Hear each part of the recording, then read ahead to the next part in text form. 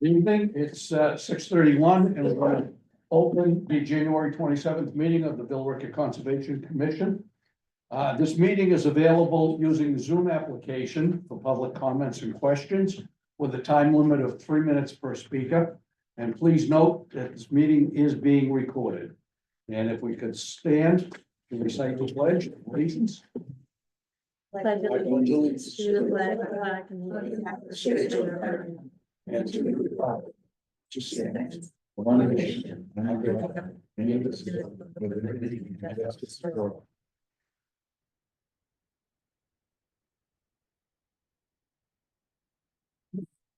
Staff present this evening: Isabel Tocantonis, Mike DeVito, and Christina Bernard. Commission members present this evening: Joanne Giovanno, Diane DePasso, myself, Bill Bewlins, Jack Bowen, and Christine Alice. Are there any comments, questions, or concerns that don't pertain to anything that are on the agenda for this evening? None? You ready to start? And our first item at 6:32 is the Mass Wetlands Protection Act and Billerica Wetlands Protection Bylaw Wetlands Hearing, Notice of Intent, Public Hearing, 121 Lexington Road, New Recreation Center. Applicant Town of Billerica, DEP file 109-1591, BBL 1591. Good evening, my name is Marissa Valentino. I'm a civil engineer with Niche Engineering. Just wanted to get you the green cards before I start and forget to give those to you.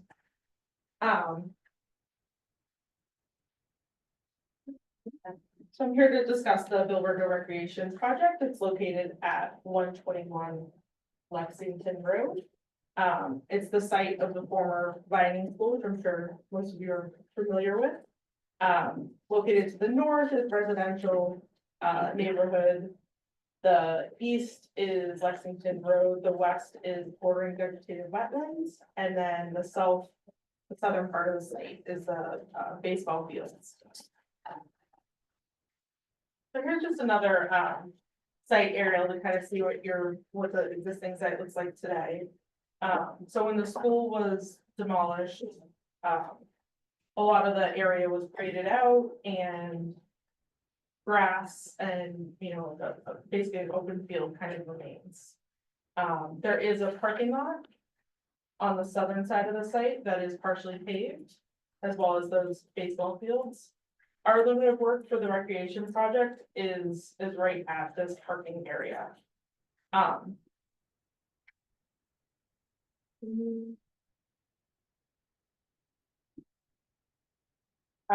So this is the proposed site plan. This is kind of flipped a little bit, so to orient you, Lexington Road's on the east side of the site or the top of this plan. This orange is the proposed recreation building. Blue is athletic courts. Purple is a playground splash pad area, and then the gray is parking areas. So the proposal is for this new recreation center, new parking, stormwater management, and associated site utilities. So we are before you today because a portion of the site lies within the jurisdictional buffer zone. In July of 2024, wetland scientist from ConCom Associates was on site, flagged the bordering vegetative wetlands located on the west side of the site. They also noted, and based on our research, there is bordering land subject to flooding on this site. It's located kind of just off screen, just off the survey. This does not have an elevation associated with it. Based on the FEMA flood maps and the green maps on Billerica's website, we do not believe that, we believe that's significantly lower than anything that we'd be touching. This proposed stormwater management for the site is proposed to meet Mass DEP stormwater standards as well as Billerica stormwater standards. A portion of the stormwater management system is located between the 50 and the 100-foot buffer. You see here in orange, I've highlighted the 50-foot buffer. Within that zone is fire retention area, a tiny piece of this infiltration trench, as well as grading and other land disturbance activities. There is no impervious area associated with the project within the 100-foot buffer, but there is some stormwater management and disturbance. The existing site, kind of, there's a high point located at the northeast corner, right about here where my mouse is, around 217. The grade falls as it reaches the baseball fields, about 10 feet it falls to the baseball fields located on the southern portion. And it also falls as it goes to the west side, or the BBW. We are proposing to match existing stormwater patterns. So to mitigate for the increase in impervious area, there'll be several stormwater features on the site. The first one is this subsurface detention area located on the northern portion of the site. This is a chamber, a plastic chamber system, with stone surrounding it, wrapped in an impermeable liner. And that's based on, we couldn't meet the requirement of separation to groundwater, so wanted to line that system. This system would not need to be installed until this northern parking area was installed. The project is kind of working through some pricing schematics to see when, what portions would be phased when. So we wanted to provide options, but then we'll still looking at the stormwater system as a whole so that there would be one notice of intent for the project. As we travel to the southern portion, there's another detention system located in this area here, which is underneath that playground. This is a traditional pipe and stone, so it's perforated pipes in stone. And again, this is wrapped. It is above groundwater, but doesn't have the required separation. So that's why it's lined. Stormwater from the southern portion of the southern parking lot is collected in catch basins, water quality units, and then discharges to this detention system. This area right here, which is just south of the proposed building, sheet flows to this infiltration trench. And then all three systems overflow into this cascading bioretention basin. So this system has been designed with multiple chambers. It allows for storage and treatment and works with the natural site topography to be able to really collect water. So it's higher at the top and then lower at the bottom. And so stormwater kind of spills over each of these. You can see these black lines there, steel plates. So it's intended to really hold that stormwater, treat it, promote infiltration, remove phosphorus and any other types of pollutants prior to getting discharged. So there's an outlet control structure here that will hold back water. This will allow us to match or reduce peak flow rates. And everything from the site discharges to an existing head wall that's located right at the wetland line. We did review, so as part of the demolition for the school, there was some investigation of this existing pipe to this head wall. We did review those videos. Unfortunately, they weren't able to get the very last section of pipe to the head wall. So we're going to be working with the contractor and during construction to be able to ensure that this is still structurally sound and will still that no work needs to be done here. From everything else we looked at of the pipe, it seemed to be in pretty good condition.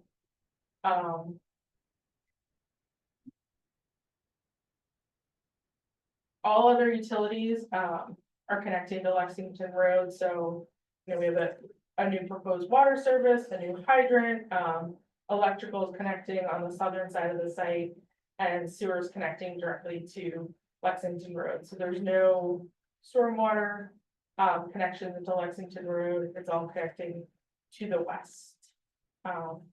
With that, ask if there's any questions, you know, I read through that fast, but. Bill. Yes, so the commission may recall, the site was the subject of the NOI for demolition of the old Vining School. I did receive some inquiries from individual members concerning the level of detail or the busyness of the plans. In general, some of the items that need to be added or clarified on the plan include construction sequence, even if it's a summarized one. Clearly identify where that 50-foot and 100-foot buffer zone is on all the plans. It kind of gets buried, so maybe a different line type for them. Let's see, all the structures, proposed structures should have dimensions on them, proposed dimensions. The O&M plan should specify specific times of the year, so if you're saying excavations should, or street sweeping, parking lot sweeping should occur in the spring and fall. You know, spring after, or after snow melt, and fall after leaf out, type of thing.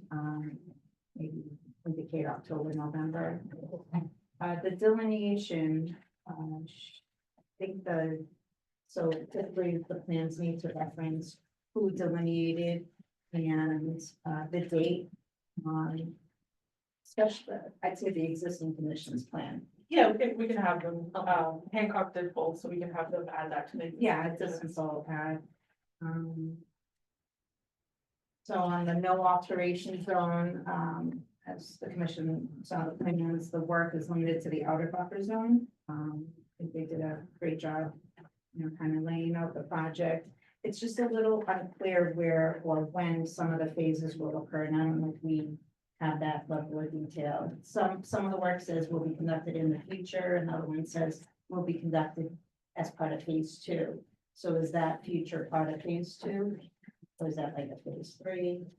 Or we're not sure yet? So we're not 100% sure yet. I think the intention is that we would, you know, like to have this permit available for all of the work, and then just keep the permit open. I know,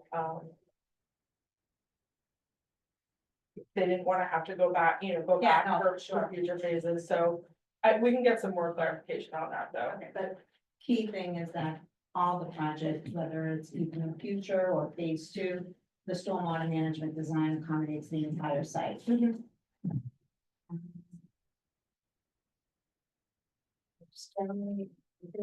So this survey was already existing, and Mitch used the existing survey, is that it? Actually, Hancock went out there and checked the survey, made sure that, you know, there wasn't any, adjustments. I think there was some additional topography. They also, reflagged the wetlands and everything, so. We saw that, the existing conditions plan references a septic system. I think that was demolished as part of the Vining School demolition project, so if there's some utilities on there that may not still remain today or need to be corrected. But aside that, this will require other reviews for compliance with the stormwater bylaw in town. It will require planning board review. Do you know you will be submitting that this week? Okay, yeah, so we've already spoken behind the scenes, Yeah. To streamline, peer review for stormwater, since it's required under the stormwater bylaw here for this NOI review. So we'll be getting back to you about that. And, so I've made a few calls in coordination with the planning board, who also needs, I think, a traffic plan as well. So we're working on those details right now. With regards to the 50-foot no alteration zone, it's not fully vegetated. Well, it's vegetated with old areas of grass perhaps. There is a small canopy between, upland and wetland. So the commission may want to provide any direction on that, and as far as a hard visual barrier, that may be comprised of as well. It would be good for them to have as part of any revisions to the plan. That's it for now. I'm sorry, Mike, you had noted there was miscellaneous, like fire. or- Yeah, there's miscellaneous. debris Not that much. there from The previous project. Just on the, Like On a the- tire. Yeah, or- on the wetland side. Yeah, so that would be, yeah. And that's it for staff meeting notes. Thank you. Thank you. Wayne? Yes, I just said to Mike that I think he did a very good job, just reviewing, capturing all the notes, and I think everything pretty much captured, so I appreciate that, thank you. Yeah, I just noticed on the wetland line, when you did it, it's just kind of stopped, didn't go to the property line, that's because that's the only, it captures just the area that you're doing the work, I guess, but usually you have to go right to the property line. You know? yeah, I'll check with the wetland scientist, but I think what happens is this wetland flag right here kind of continues to wrap to the west. I was wondering which way it went. Yeah. That's what it looks like.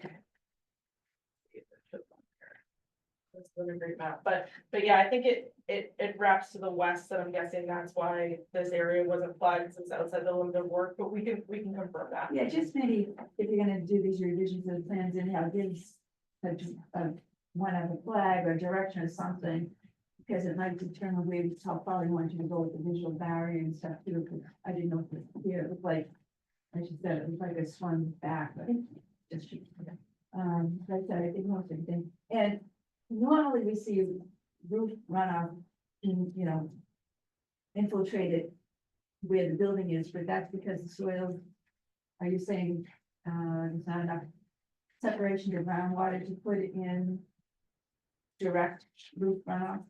Sure, so the roof runoff, we're directing out of the west side of the building, and it goes into this, bioretention area, cascading bioretention area, and that will, infiltrate.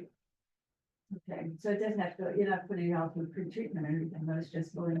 It goes in there. I mean, there is treatment within the bioretention It's media, the soils and everything, but it's not a structural treatment. Okay. So different, but all right, let's see. Let's see, peer review things with this. The visual barrier, of course, needs to be shown. And I think we already picked up on these. To specify the times on the O and M and the work will be done. Yeah. Thank you to staff and thank you, that's it. Okay.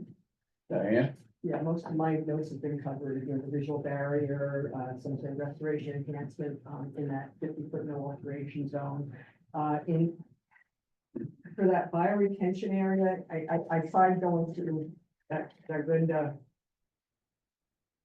piece of literature we got, and I might have missed it, but was the bioretention area included in the O and M plan? It was, yes. Okay, then I probably missed it, and I'll go back and look for it. I will mention though, in terms of the O and M plan, that usually we like it noted that there's no dumping of landscaping materials in the no alteration zone. I think I saw something about snow storage, that it was gonna be outside of the 100-foot buffer zone, which is. Yeah. I had that in my notes, sorry, Jack. And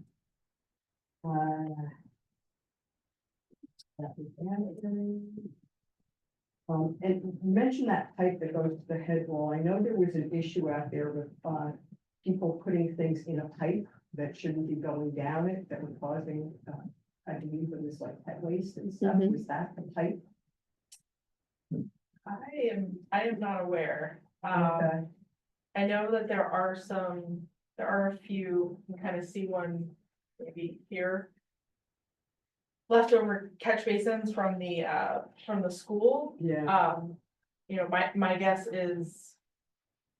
If anything happened, it would be in this giant grass area, which would be a great place to bring your pets, which does connect to that height, I mean, that wouldn't.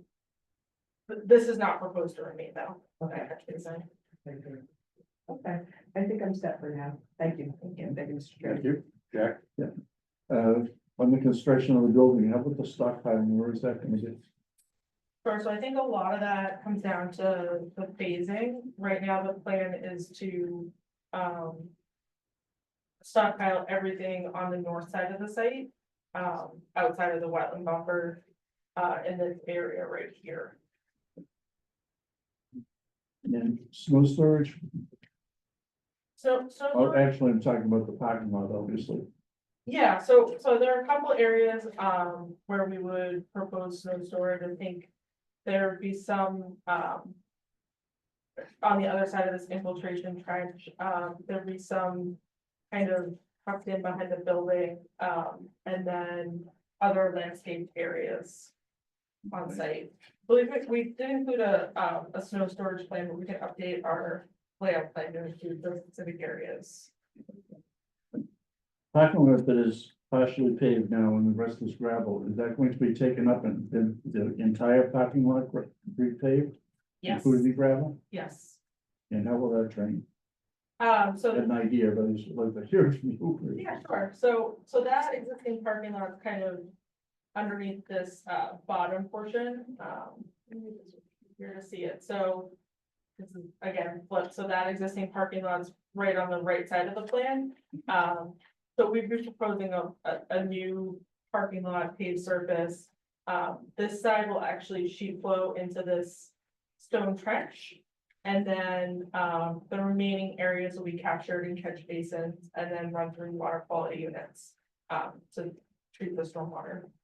Thank you. All set. Okay, Christina? So how many people do you think this recreation center can take maximum?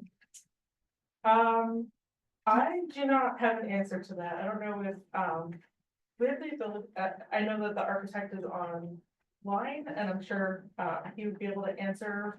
But I can get back to you on that. And how many car parking space provided? I will get back to you on that as well. Is there any enough space for fire truck to turn around? Is it, where about that? Yeah, sure. So, so there is enough space. We did run a fire truck route to kind of get around this parking lot.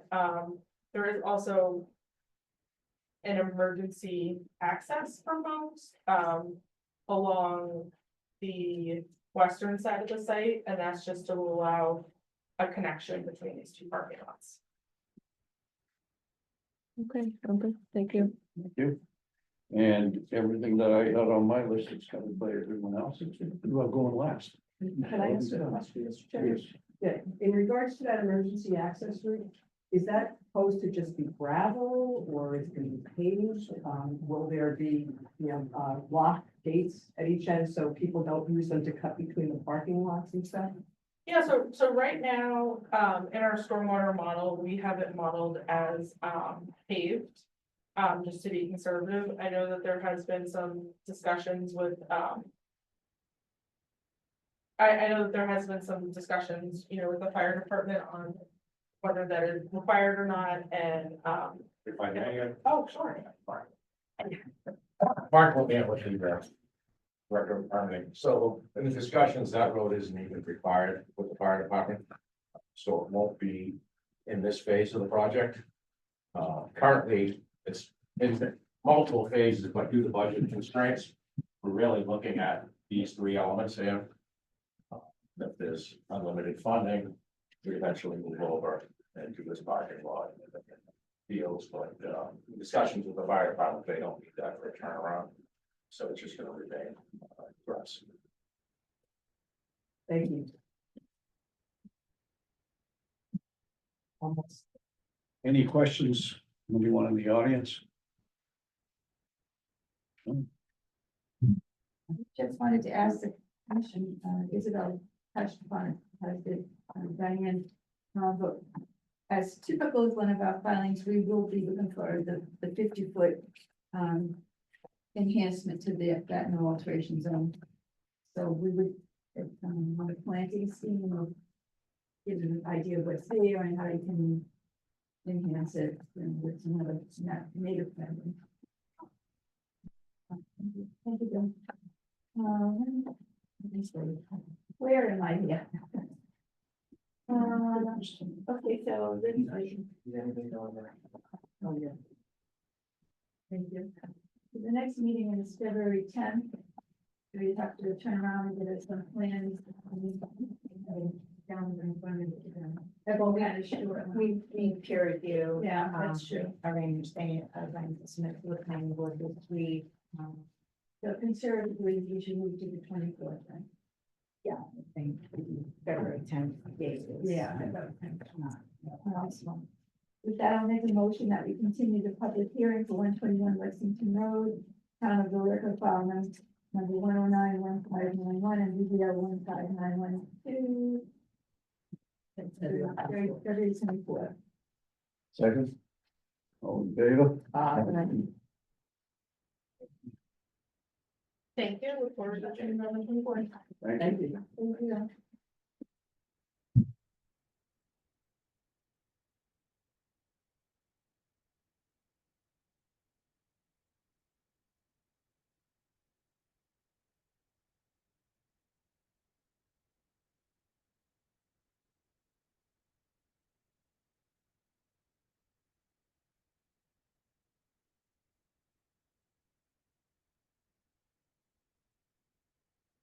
6:57.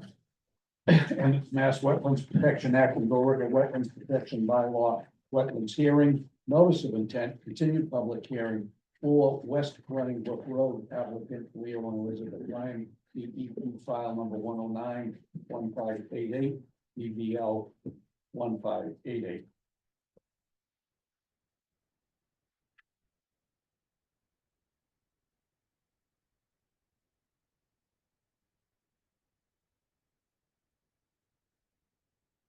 Good evening. Welcome back.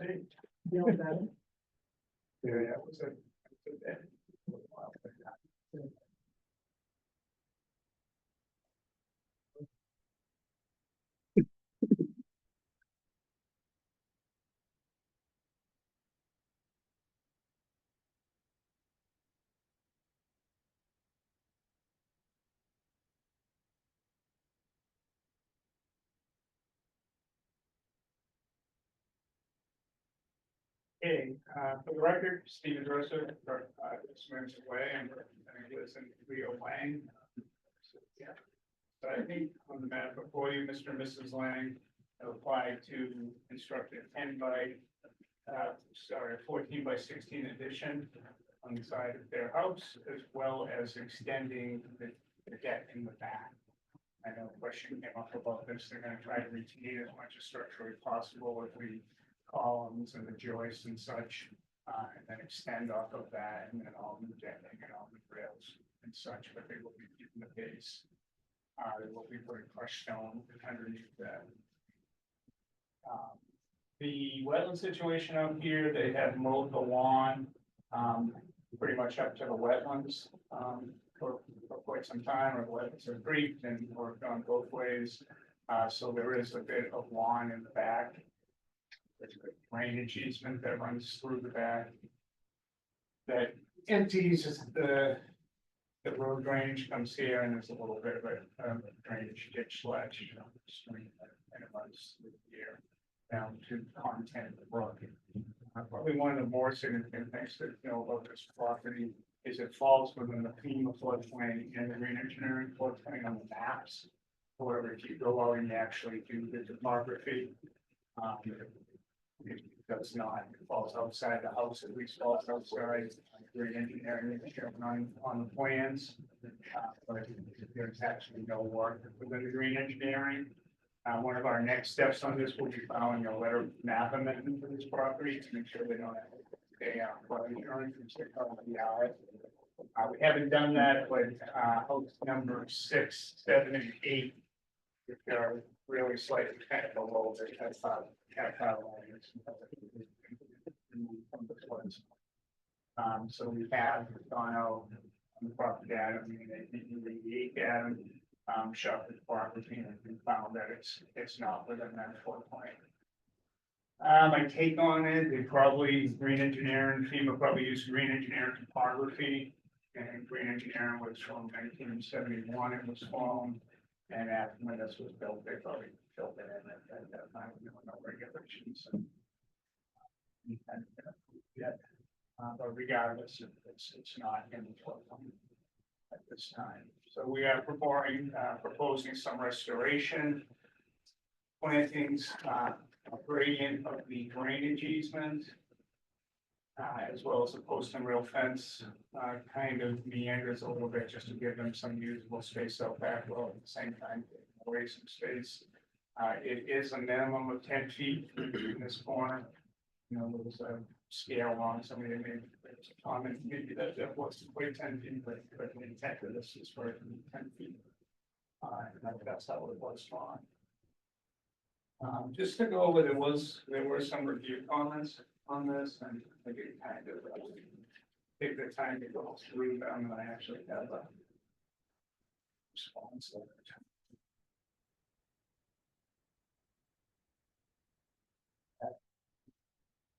Spread the project.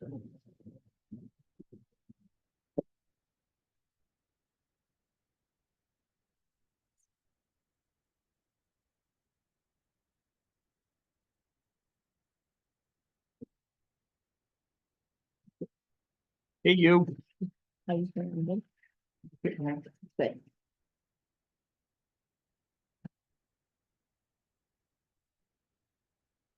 So, relative to the plan, staff went out there, it's like 6A and 7A, they had a question, so we did revise the plan. It doesn't really affect the 25-foot buffer zone, there's a very small portion of this corner. Just because it's the way that the offsets work. 6 and 7 was so far back, it really doesn't affect the 25-foot buffer zone. Comment that we may have to go to the Board of Health, we discussed that, we'll have to deal with that. At that time, like, what's happened, we added the DEP file number of the plan, corrected the scale, showed a stockpiling area, corrected the map of the parcel, labeled a move stream in the direction of flow for that drainage. We explained the Loma and what's kind of going on with that. As well, we added a note of what I discussed over here, that the site is shown, however, on ground topography shows that the house is in the floodplain. There was a question about and I think I erroneously waived the drainage easement as a gas easement, so that is in fact a drainage easement. I couldn't find where there's a gas easement, I'm not too sure where that came from. I did not have a chance to talk to my surveyor through the plan, but I don't see any gas markings out there or anything like that, so I think that was just misleading. So there is in fact a drainage easement that runs out from Patton through here, through the subdivision down to the end of it. There was some talk about access to the rear of the lot. They don't go up there, they're not concerned about that. They're only real concerned about the visual barriers, that they have a lot of visitors, primarily deer, who come through there, and they enjoy that. So I don't know, like I discussed that with you, but I don't know where deer goes when it comes to a boat real fast. It's not an effect. I do know that they tend to nibble on your landscaping if they're there, so there might be some thought on the restoration plantings, if there are anything deer specific that we could add. We did. I think we have notes of adjusting trees and shrubs if that comes up during construction. Have that discussion at some time, or listening to Isabel. Any thoughts on that, Isabel?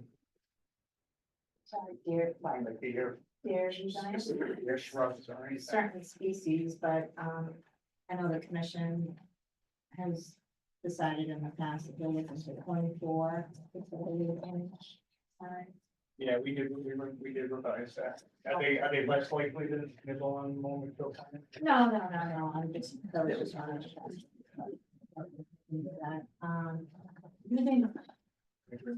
You need some other.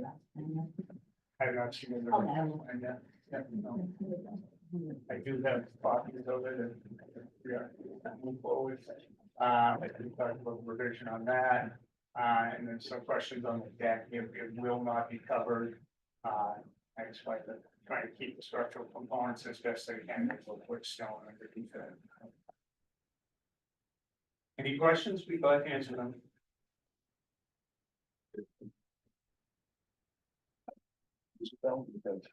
Comments?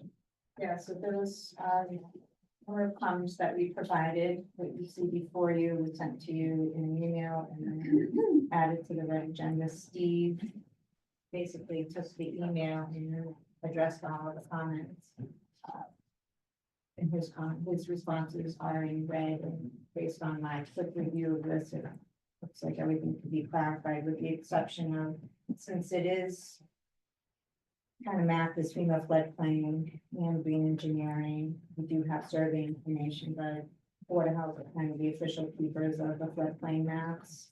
And typically when there is a project that involves work within FEMA, we do like to have their at least preliminary comments on record. It looks like there's, Steve said, a number for house lot 6, 7, and number 8, you said, with similar elevations, so I anticipate that, you know, being in the Loma won't be an issue based on the elevations, but you know, technically, they're paying flood insurance now.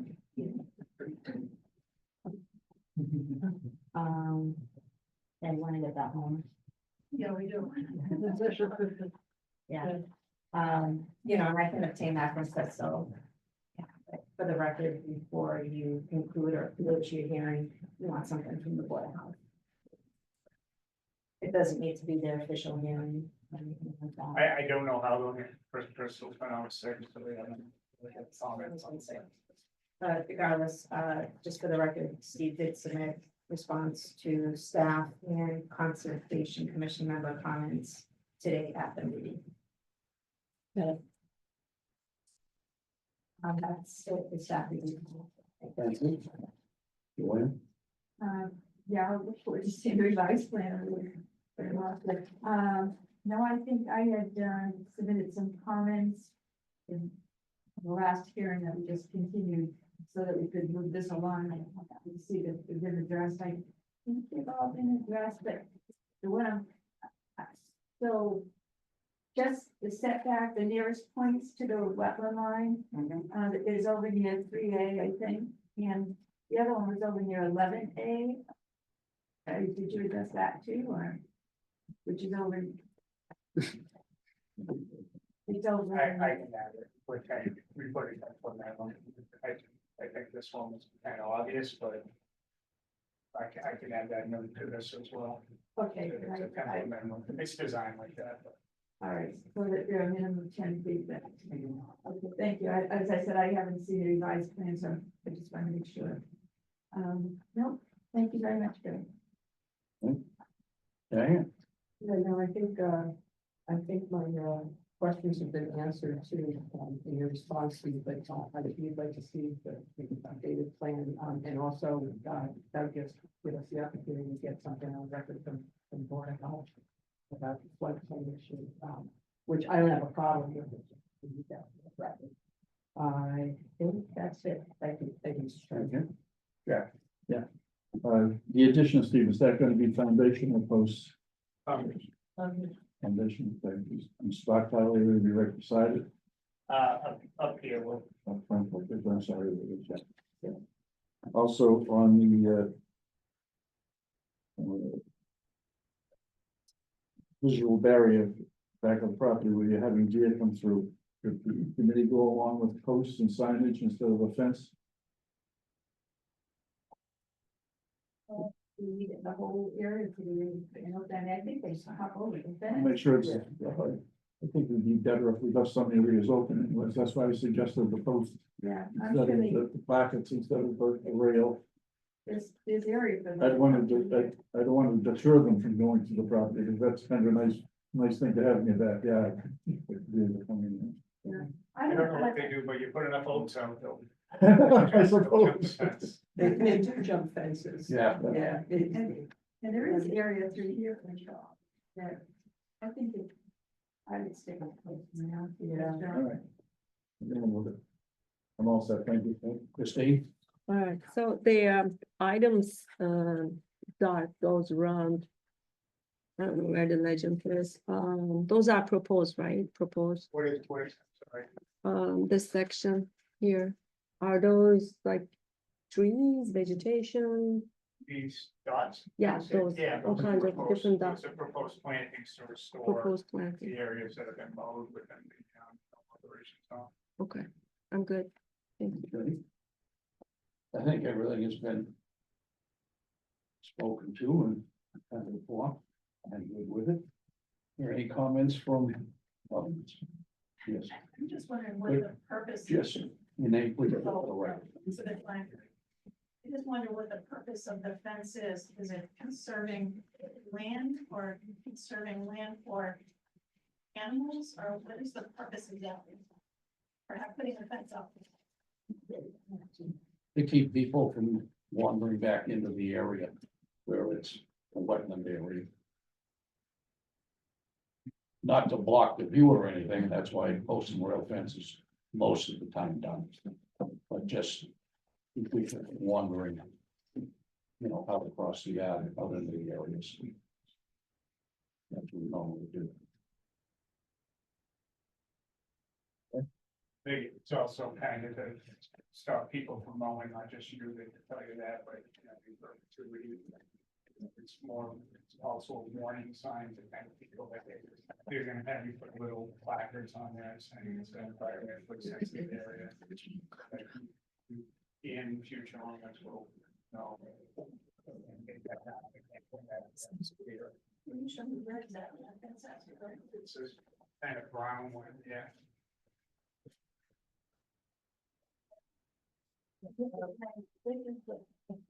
This is what is the little sign. The probably, I don't know, probably maybe 4 or something like that. And how tall? The post and rail fence, the post at 36 inches, so the way shorter. I think a deer can jump over that. Oh, yeah. Look at Molly's. So a lot of communities actually. Oh, yes. Require posting up plans with these here, like in North Andover, you've probably seen them around town. And other communities. Never noticed, but yeah, yes, You will now. so, okay.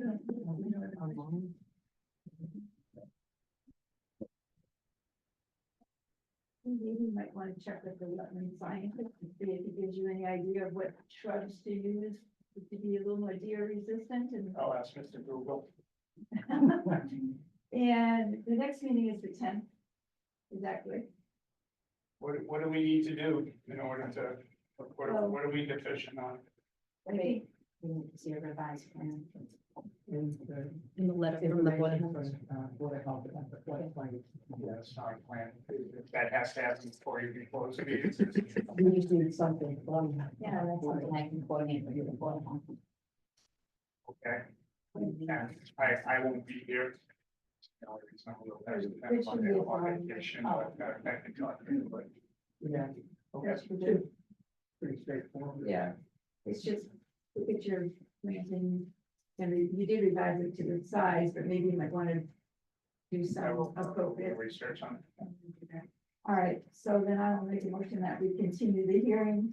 For 4 West Running Brook Road, the applicant Leo and Elizabeth Lang, file number 109-1588 and BBL 15882, February 10th.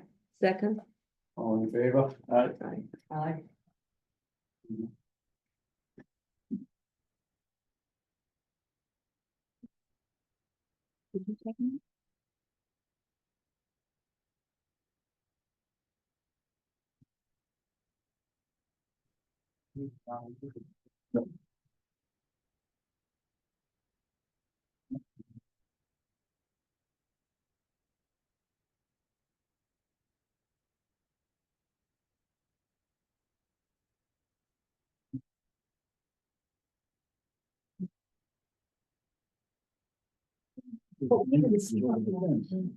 What's that?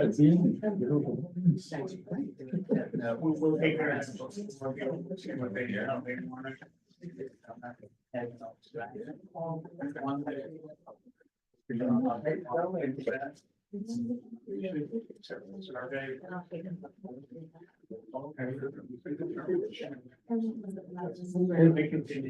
716, next item is the Mass Wetlands Protection Act and Billerica Wetlands Protection Bylaw wetland hearing.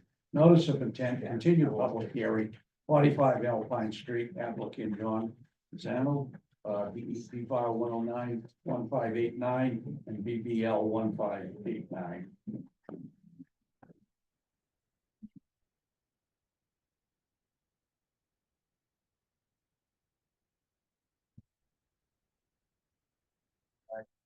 Applicant here, but first we want to do the work. And anticipate probably going on a little bit sooner. Is it possible to see, Brian, are you here for 309 Dawson? No. I'm good for both, if I could.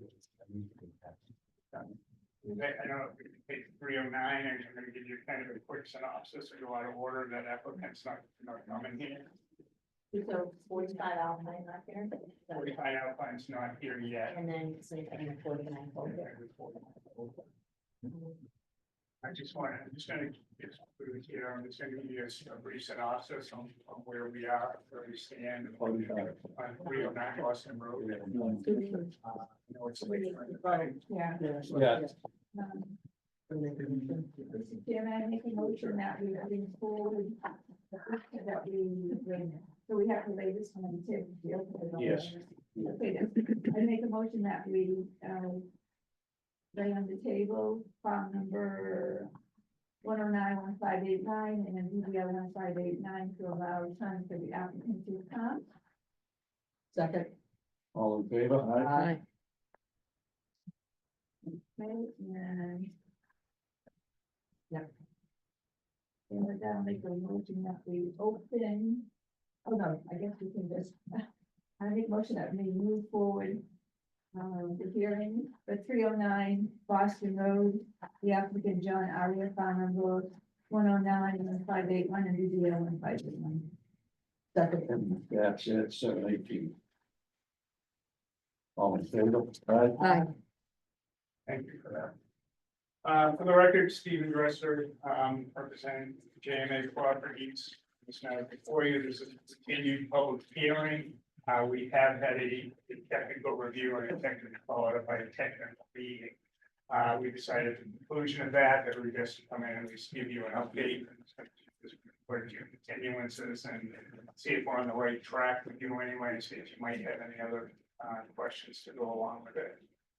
So it's a parking lot rehabilitation and they're adding, as per the plumbing code, a oil burn separator. That is the only work that's being done exterior for this. And they were just restoring the pavement because it's in quite disrepair. The comments kind of came up about auto repair being a loophole. And even though all work is being done inside, we understand that the concern that work may overflow. So we did at least do the design under what they call the maximum extent practicable under the local regulations. Keep in mind the still feel, everything is going to be in the inside and we're not overly concerned about spillage more than any other parking lot. So what we're planning is we're going to infiltrate all the roof runoff. We have the building is kind of separate from office space and garage space. There are essentially two different roofs there. So we're taking the first roof and then putting a roof drain and infiltration area out front, and the garage would just be a gutter system subsurface to an infiltration system, which will recharge most storms and overflow on large storms, and then overflow. The parking lot will flow. We'll install a Cape Cod berm on this side up to this point, Cape Cod berm here, so all the parking lot flow will go into a small four bay, which goes into a small detention area, which is controlled by a broad crested weir. This allow us to get treatment, capacity, this is like a 1 inch, so it's kind of a first flush thing. Will allowing us to keep an area around the building, and it's gonna need not only for operation, but for safety of that operation.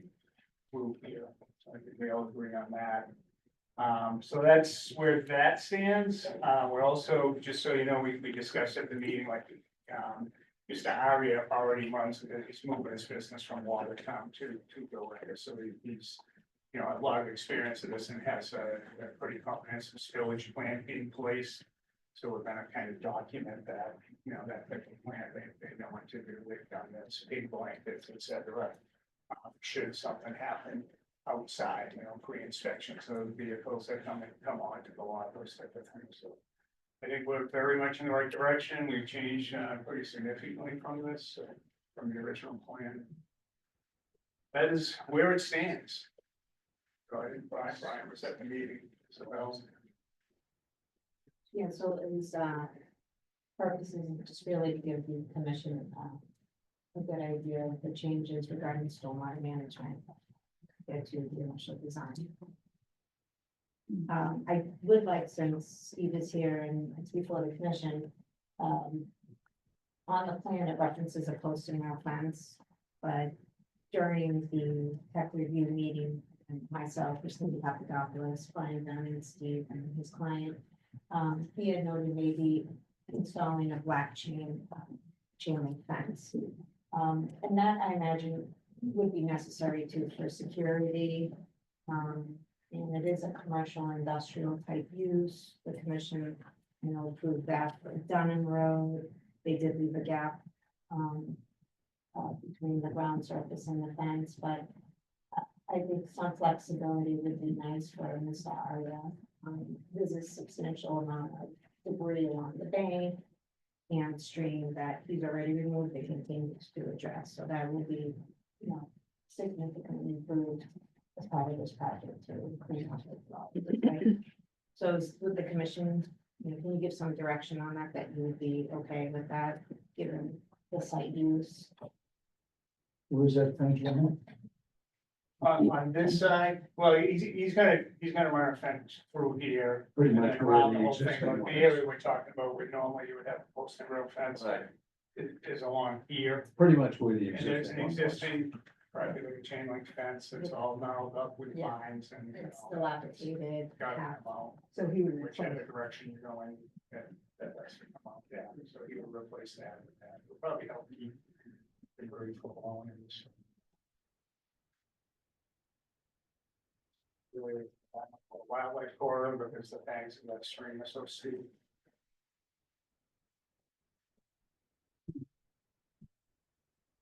For this type of site use, I would recommend it. Yeah. I've seen that along Boston Road on all the projects that we generally reviewed, with the exception of the bank, they do a great job at, you know, even then, get some dumping back there, but they're on top of something like this, wind blowing is really, you know, allow some flexibility. I don't have a problem with it. On this one. It gives the intersection, so there's stuff going off the road, so better on stuff, yeah. But there would be, they'll be able to access, if it does, it's usually up towards the sun. Yeah. They'll be doing housekeeping or whatever you want to call it, they'll be able to access. If they're in that they have to keep that bank there. Yeah. You're gonna have to clean up the start, we put they can. And then we also- Damage to that stream, you know, our bush, look at it, there's a law, that's not. Been there a long time. But we also talked about protection, long-term protection for the detention basin or stormwater basin to the rear. And Putting in folders through there. For customer kinds. You should show us snow storage. Yeah, it's okay. Oh, okay, I'm sorry.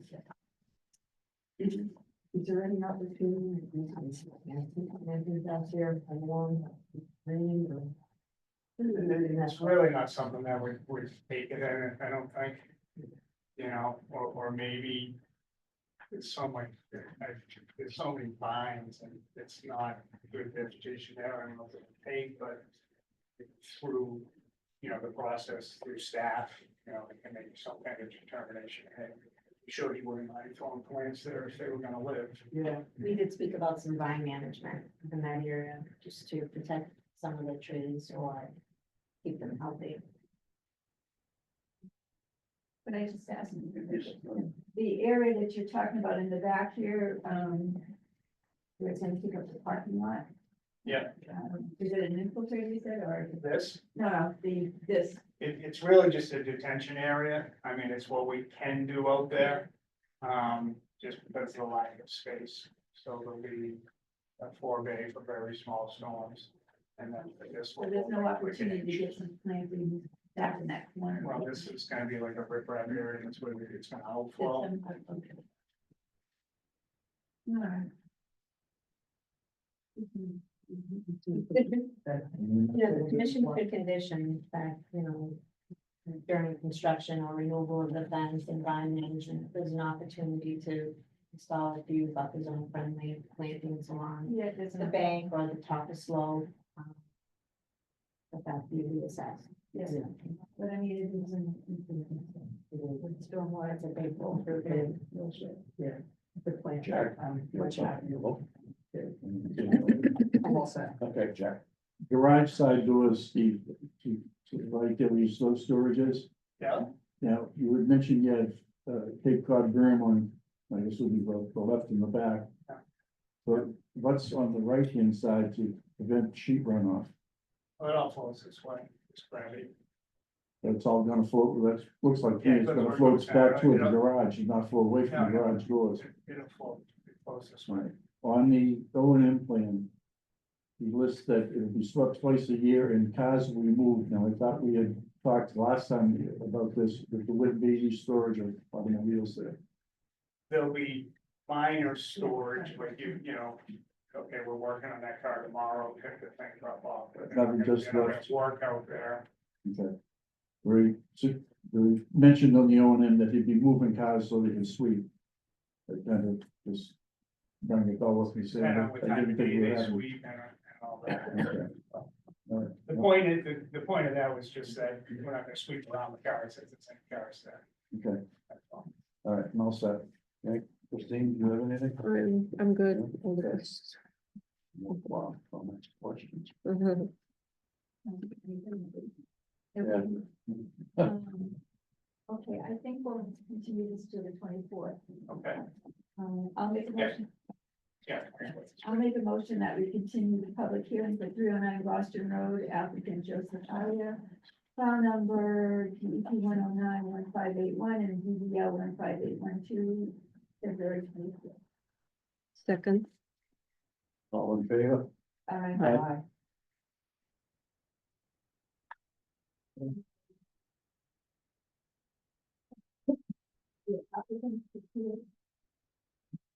The, What's that? the applicant.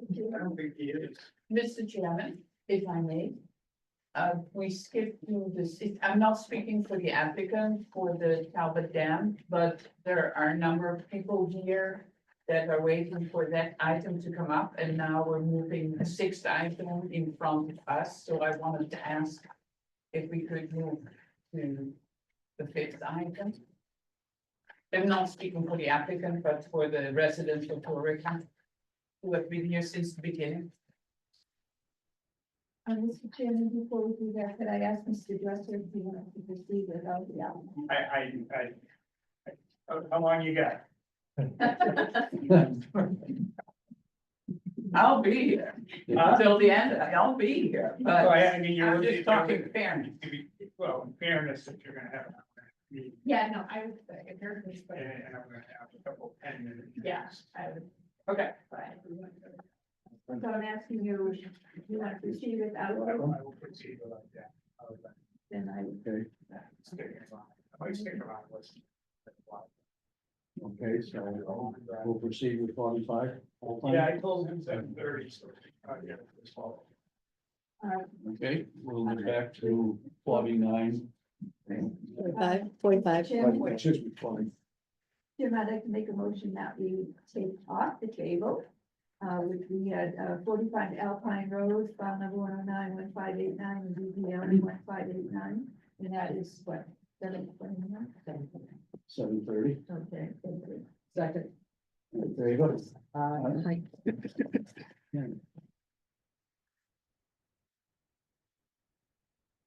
For the record, Stephen Dresser, Dresser Way, representing John Rosino, he just called me.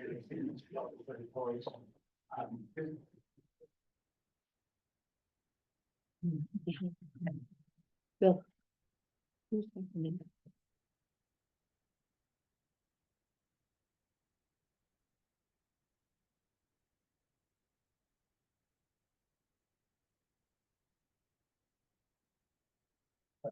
Right, quick, this isn't something that we're looking to close tonight, just something over here, that's kind of bring you up to speed and discuss some of the review comments.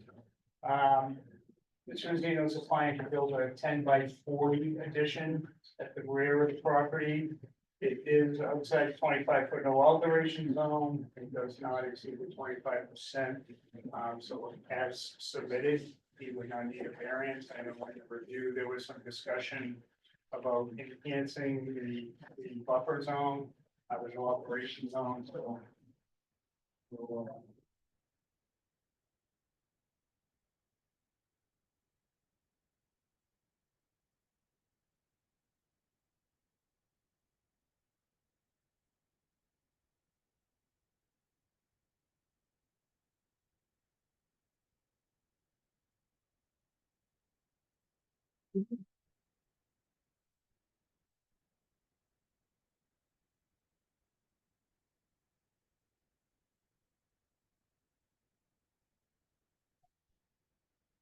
So, I mean, that's really, it's really kind of basic with this, it's up the rear of his building, and again, outside the no alteration zone.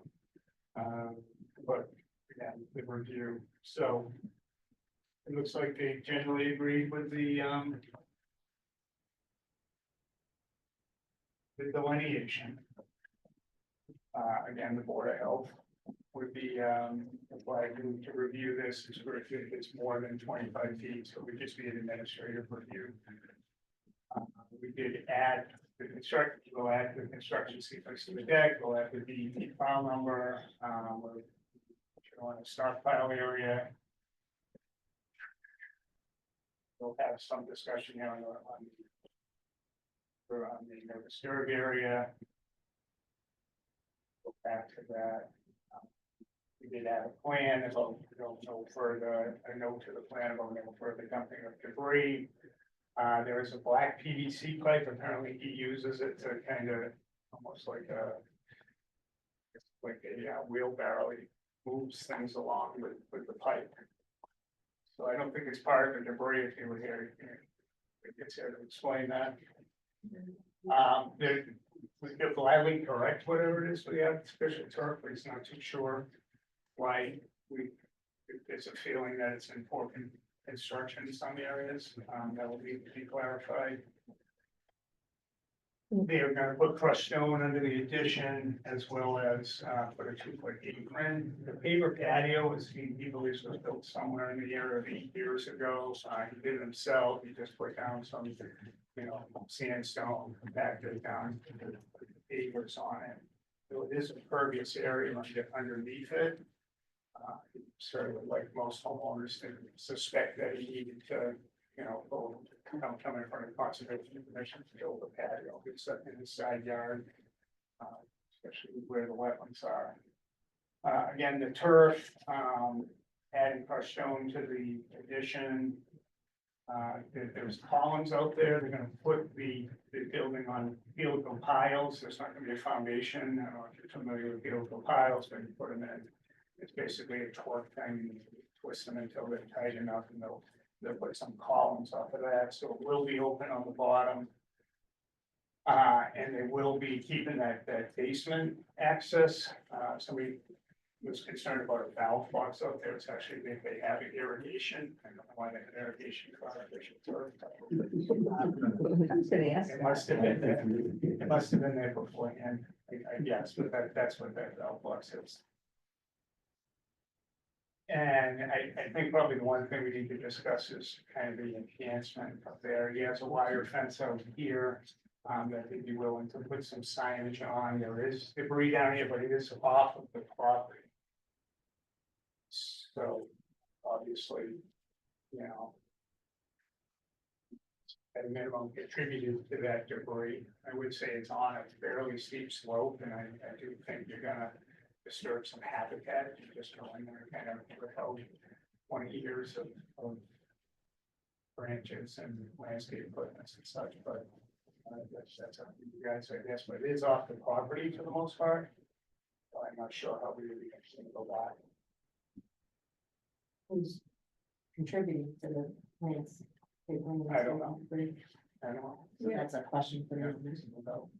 I mean, obviously, he's contributing to it, and we need to stop doing that. Question is, can we go, will the neighbor allow him to go on with his property?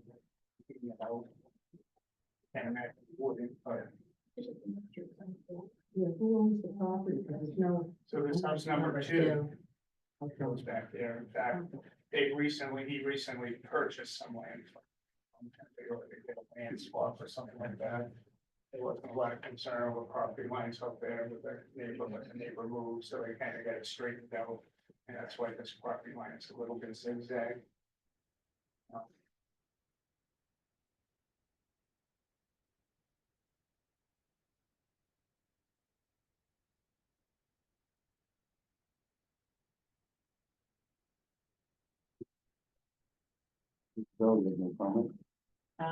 We submitted all of our comments, there's a list of, provided in my email, and this included some of the commission member comments as well.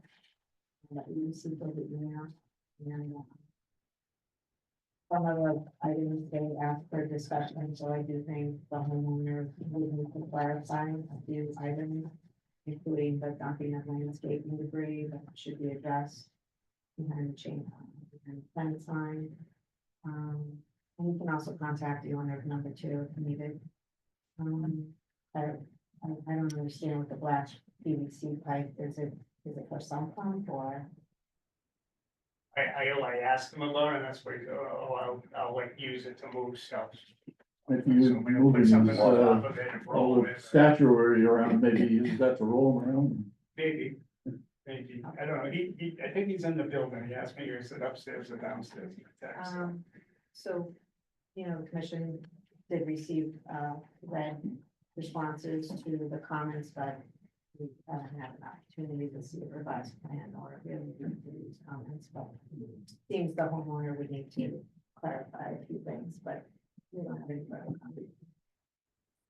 I think the bottom line, he'll work with your decision on the thing, and certainly. No, it's a new neighbor, I know that because they did the land swap thing from my office, I don't know what the relationship is there, but. He'd like to be sure they'll knock on the door and ask if the board would, if the commission would like to have that stuff removed. I just sincerely, honestly wonder what's living in that stuff when you know, take out all those branches and all that. All those clippings that you doing more damage to wildlife and preservation of wetland. It's a very large wetland, this little area of buffer zone. I know we don't want people throwing debris in buffer zones. But it's really not having a significant effect on that wetland system because it's a vast wetland system. But it's a big, it's a.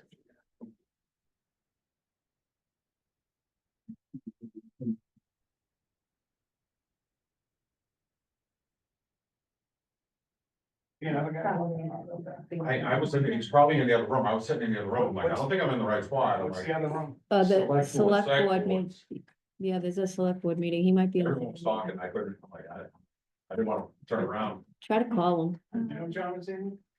Yeah, he's sitting in there. Yeah, he's sitting in there. Okay. You're supposed to laugh at it. This seems like it's more quickly thrown together than you gave the other one more thought, so I'm thinking, you know. Well, I don't, again, I didn't have a lot of the answers to Yeah, I, all right, I spoke with him, but he's not building it. So he didn't have some of the answers. I reached out to the builder and they get back to me. So, yeah, it's not as thorough. And, knowing we're gonna have this continued, I was hoping the last one would get continued, but I know there's some wiggle room there. I was in the other room. It was very interesting over there. Sure. We have some questions now, just the like the Sure. PVC pipe. You want me to stand up or can I sit? Just state your name, who you are for the record. I'm John Rosino. 45 Alpine Street, Northville, River, Mass. I understand a revised plan is coming, so we don't have that in front of us, and that we gave a list of comments that came out. First of all, I want to say this is probably the most interesting piece of property I've ever been on, so thank you. For that, especially Bigfoot. Oh, you've seen Bigfoot. But I know. Yeah. So, we've got some comments here, I think in the time, because we have another big hearing coming right behind here. Mhm.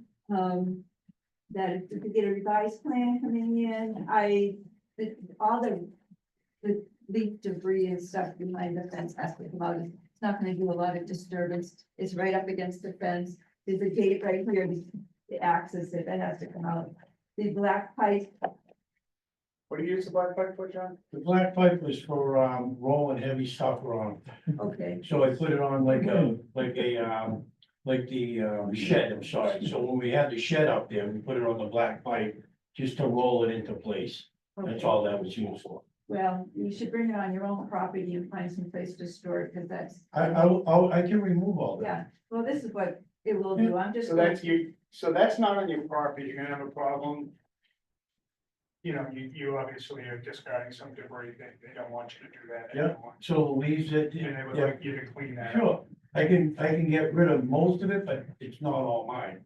I just want everybody to know that. I have no trees on my property whatsoever.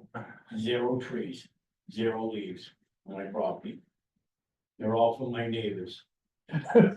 Just Norman So Spear. he's just giving them back. I'm just giving them back to my neighbors, because I have no trees.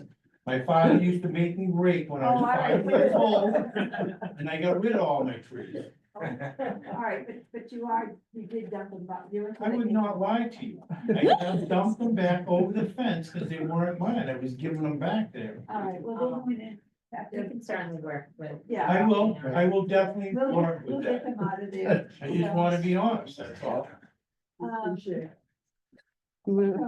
and I mean, I know I gave a list of things, the chain link fence that is existing, I think in front of it, we can get some, native plantings and maybe just a couple of signs. I had suggested, Steve, that the corner of that, followed by 18 shed, yeah, see the back corner? Yeah. If you just went straight across, and I think it worked out to about 10 feet or so at the end, it goes straight, but so it'll be a very, no alteration zone, but at least we pick up something. Just go straight across and you can get some few plantings in there. I'll ask you, Mr. Zeno, the turf, Mhm. that you down, it looks like it's just laid It's down. definitely not. I put that down myself. And, with the help of, the guys over in Woburn, that supplied that over there, that's all professionally put down by me. It doesn't seem it It's moves. nailed down. When I'm walking on it, it's moving. No, I don't know why that could be, I'm being honest with you. So that turf probably cost me $100,000. It might move because it might feel natural, but it's all professionally put down with, I was out there in a cold day, it was actually crunching and moving. Diane was with me. I don't know why. I never experienced that. Yeah, Yeah. it's towards the back. So So back. what area, so I know you're talking behind the house? How do you get back? From in this area here, Okay. walking over, I mean, it just seemed what you mean, like it was a frost issue or a frozen. I don't know, I can definitely look into Yeah, that. well, Go we ahead. need to do it. You Yeah. can get back to us on, because it does seem like there was some erosion happening around the outside. I think that's why you had the gravel there, I think. Okay, so I'm not sure which one of these are my comments and everyone else's, but, I would appreciate if we get the revised plan, because a lot of this might be on the revised plan, rather than take the time to go through the whole thing. Yeah, we don't, Yeah, we don't. but just, those are just some of the things. No, as long as we're looking at the behind the fence and willing to clean and Yeah, we got a drawing coming, we should be able to settle that up yeah. on our. I don't have a That's problem also with your good, addition at all, what you want to do, that's not it, it's just, we like to get, this is our opportunity to do, some mitigation, so we're getting protected, and we understand that there's quite a slope, but, You know what? I'll be honest with you. My father was the only one that didn't back in dump trucks out back and fill that in. My father was the only one. no, good. All my other neighbors, you know, I'm not saying who they are, but they were dump trucks when I was growing up, backing in, filling that swamp in. Yeah, I'm glad to hear that you're not, so, but thank you, when we get the revised plan, I'll have some more comments on it. All right, But thank you. I'm at the end. Good try. Yeah, the only thing I want to say is that I have outdoor kitchen envy. Beyond that, I'm good. I mean, Steve's got a lot of, you know, he's got some stuff to work out with you, and he'll give us the updated plans and then take it from there. Yeah. But thank you. I'm all set. Christine, Thank you. I'm good, thank you. Love driving by.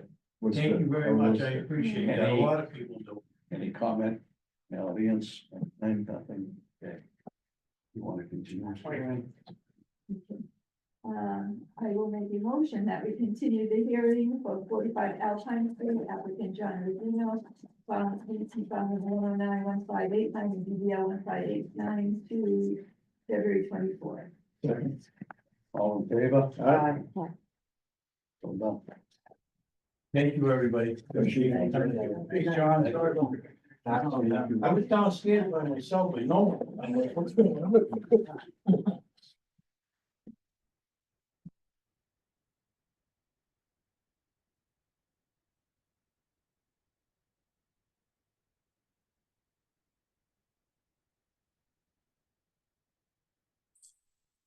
Seven 48. And we have Mass Wetlands Protection Act and Billerica Wetlands Protection Bylaw Wetlands Hearing, Notice of Intent, continued public hearing, 49 Boulder Street. Applicant Eric Fitzgerald, DEP file 109-1590, BBL 1590.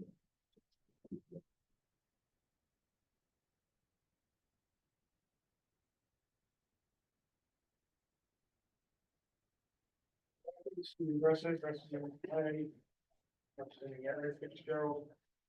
Eric, this is a project that was back in the United Summit.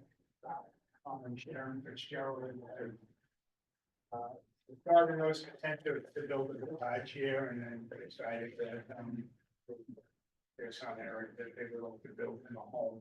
And they took the process to work towards that. A little bit of back and forth, let Tom and Sharon came in, I think, a year ago, December, to kind of discuss this and put the commission, I think they put them at ease a little bit about what was going on up there and what their intent was. So this is the kind of culmination of that at this point. They had to do a sewer design. I went through a few things. They had a neighbor who they needed to get an easement from. We did submit to the engineering department to for this plan. They have reviewed this. Probably one of the things that this project would involve directional drilling, so they're going under the wetlands, similar to what they did on 34 Broad Street. Over here, would make this a little way similar to that, is that we'll be doing a main directional drilling in Maine, so it's not just a service. So there'll be additional work within the buffer zone. That's not directional drilling on this side. So we had actually originally proposed a Y cell that was gonna come here and be the responsibility of Mr. Shinko to connect to go into the wetlands and jump through all the slopes when into like what the septic system was not no longer there. Through this process, they the relocation of the sewer. Actually, I had it in my notes and DPW had it in their memo. Yeah. And we were both. So anyway, Very good we idea, were in- very good idea. in- everything You know, it was a great idea. is well engineered. Ooh, you have that on the. You do. So what the intent now would be to run the low pressure sewer up into that spot behind, Eric's parents' house. And then they can run a stub to Mr. Shinkle's house, in the backyard, you know, one that has to traverse those wetlands and all the town. You'll see, it's a good plan, they'll need to revise some easements in order to get this done. All the attorneys have been notified and such, so it's on its way. It was just something that happened, the end of last week, so we're recovering from that. We didn't want to come into the hearing, especially when we missed 1 or 2 weeks ago. It's to discuss this. I think probably one of the bigger items out there is still the restoration, and I'll have the opportunity to talk to Isabel about that. We don't have to do that here, but, we'll Mr. Fitzgerald's gonna do whatever. I took down the shed that we were talking about, was all the thing, I got rid of all that, put all in the trailer, I took down that other swing that was out there too. And the tire swing, I did that over this past weekend. Oh, Eric Fitzgerald. Thank you. There was a shed that was out back in the wood with Isabella. She would like me to take down, it's in the wetlands. I removed all that over the weekend, and there was a tire swing hanging from a tree. I got rid of that too. Remove some debris. The debris, just anything that I could possibly do up to this point with it being frozen. So the question may recall, there's a dilapidated shed in the back, and it's brick material, scrap metal, concrete. We got rid of, yes, there was one piece of concrete that it's about 10 feet long that I literally can't move. That was literally the only thing. I think it was like, I think they poured like a slab for the shed and kind of just fell over for the original shed that was there. There's just no way, unless I brought jackhammers out there. And We can assess it. yeah, it was literally a foot thick and by 10 feet long. But if I could have picked it up, I would have.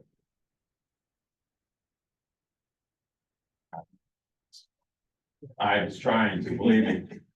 I was laughing. So there are some things to work. There was some comment about flagging the wetland. There's an old filing here. I did get a call from Pablo at the DPW and engineering today. They apparently the town has filed to put a water main down here.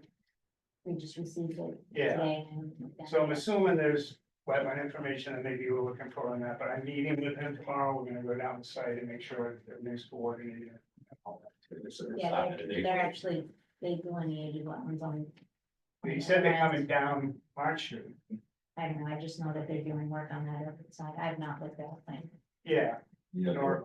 So there's gonna be, Regardless. there's gonna, Yeah, I think you need to, the point being, make sure our efforts work together and whatever they flag will pick up or they'll share with us on a plan and all that.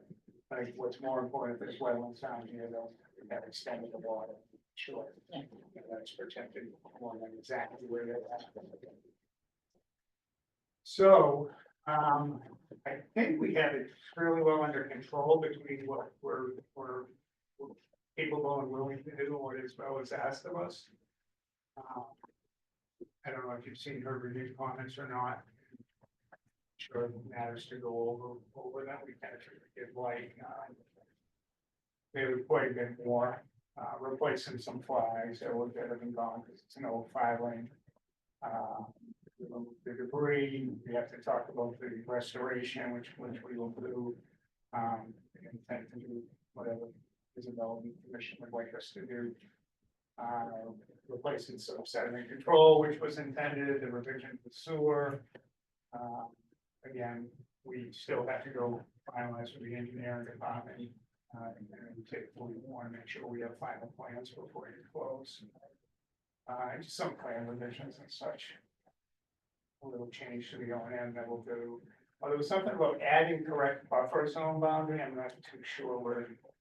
I think that's related to the wetland that's on Marsh Okay. Street, maybe. The driveway will remain gravel. We'll add some details for the infiltration units. sure why we haven't really done that for water lines, but. We're working on, so there's new easements that we're working on, and we're working with the DPW on everything, so. Yeah, questions, you know, outside of that, we'll gladly entertain them, or if you wanna. Pass them on, It's good. Joanne, do you have any questions? Yeah, I just was listening to you. I think I did have a question, I'm not sure if I picked up my comment. There's my understanding in the front of Folger Street, you're putting a fire hydrant too? Yes, I yeah, have put a that's fire. at the request of the, water department. Okay, so that's within 100 feet of a wetland, so is that? You should put that maybe in the construction sequence and also with. I guess you do show erosion control. I guess I just questioned if that's enough, or that I don't know which way they're coming. I guess you do it right on the road, right? On the door. For the most part. Yeah. It's off the road. There's a water gate here, this is a dead line from what I understand. Right at the end of my driveway, right where the P is, there's a shut off. Right here. Yeah, there's a shut off right there. So I'm gonna put it right before the shut off and then run it over. That's my sister's house across the street. That would be. If I put the fire hydrant right there, it would be right in the middle of her driveway, so we're gonna run it down. To the edge of her property, so that way. Yeah, believe me, I would rather put it in her driveway than pay how to put it all the way over there, but that's what they gotta do. Otherwise, I'll be paying to fix her cars when she backs into the fire hydrant. Okay, so Steve, I just think that needed, I didn't see the detail about the work there or in the reconstruction sequence or anything, just to make sure it's picked up to be part of the filing. I just want to make sure we cover it when we condition it. And I think that was it, other than that, I'll get the revised. Thank you, Bill. Yeah. Yeah, just a quick question about that proposed hydrant. So it's that close to the wetlands because in order to be out, not in the driveway, that's, or is that where the, See where the S is on Folger Street? See right there? That's where there's another fire hydrant. up here? This, Yeah, this is at the. It's being required by DPW. Yeah, they're requiring me to do it, so I believe me, I Okay. would rather not. Yeah, There's a fire hydrant 147 feet that way. Eric's sister preferred, the town would prefer being to their own plowing. And they're gonna have, they have us put bollards in front of it. And such, so it kind of needs to be there. I think they're probably more using it like a blow off where there's more than fire protection. okay. I'm all set for now. I look forward to your new plan. I'm all set. Oh, Christine, tell me. I'm all set. Okay. Good, go. Just quick item, sorry. I haven't seen the revised plan really, but, so then the sewer. Stuff for 35 Broad Street, that'll be. Coming off of 9 Summit Road. Okay, so that wetland and WF 24, which is not in the field, but it's directly behind that existing fence that you and I were looking at. Those flags are missing from there, but it generally comes up pretty close to the fence.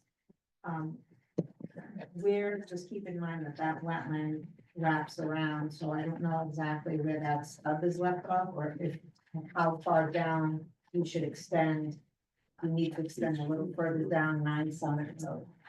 I think that 24 is kind of an end and then it goes back behind that shed. I don't know why I wasn't paying attention to this Yeah, because I I'm going- wasn't thinking of. From 3 years ago when we first did it. Okay, But so that- I would just say before DPW looks at the plans, you may want to just confirm. That that's the case, because this doesn't give an indication if there's another plan or if it starts to veer.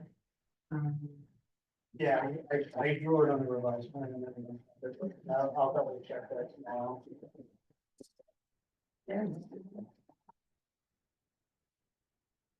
You have a note there? Yeah, it's it's a 35 Broad Street. Oh, okay, I see. I'm just giving you a heads up so that you don't have revisions with DPW. And it may need to extend further, just a little further down 9 Summit Road. That's it. Any questions in the audience? Okay, Online? Nothing? Okay. I'll make a motion that we continue the public hearing for 49 Fulton Street, applicant Eric Fitzgerald. The file number 1091590 and BBL 1590 to February 25th. All in favor? Aye.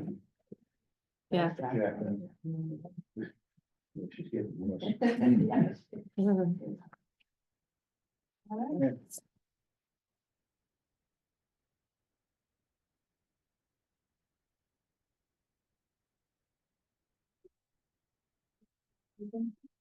Much. Have a good night. You too. Thank you. 801. We'll go to the Mass Wetlands Protection Act and Billerica Wetlands Protection Bylaw Wetland Hearing Notice of Intent. Continued public hearing, Faulkner Street, Talbot Mills Dam, applicant Robert Martin, CIP Development Realty, DEP file number 1091585, BDL 1585.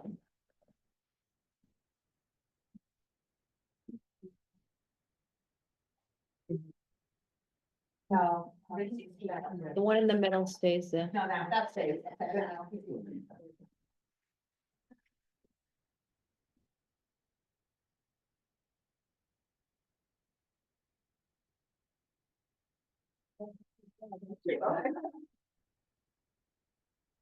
Bless you. Well, we were given this, the minutes for last month, and we were given this. Those were revisions. I guess They're I'll gonna just take vote my on it. directions from you. I don't have any prepared line or anything today. We received peer review comments from an engineering peer review and a wetlands peer reviewer. And, we had a technical meeting with the conservation and reviewers. And got some more clarification on the comments, and we provided a quick preliminary response, because we only had about a week after that. To respond, so we didn't have enough time to kind of fully provide the plans or anything, but we just wanted to provide our initial, thoughts on how we would address the comments, if appropriate. And get your feedback on, whether you're in agreement with that approach or not, before we made any big changes. That's kind of, I'm happy to go through the comments or our response, or anything that you want to look at together. Where we stand.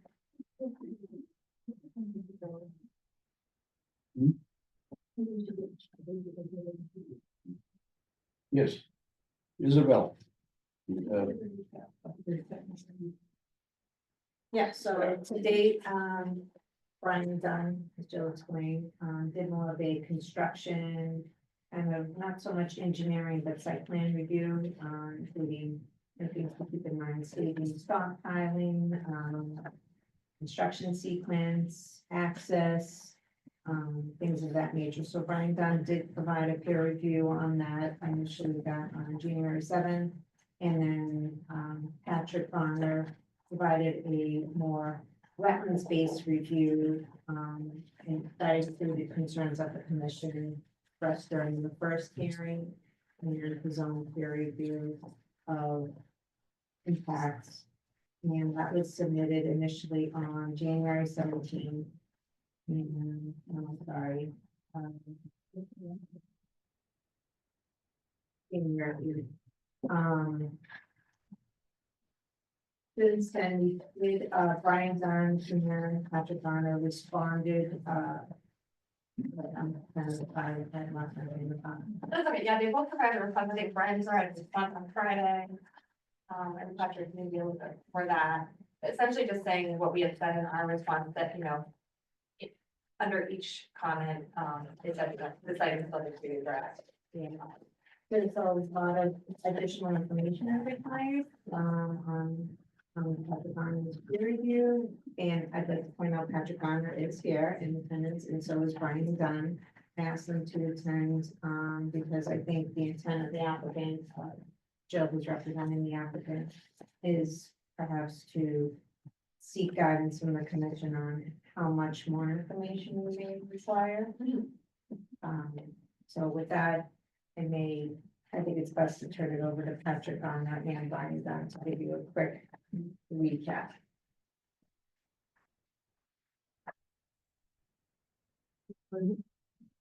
Oh, No, either one of the gentlemen want to, I'll be happy to. you start.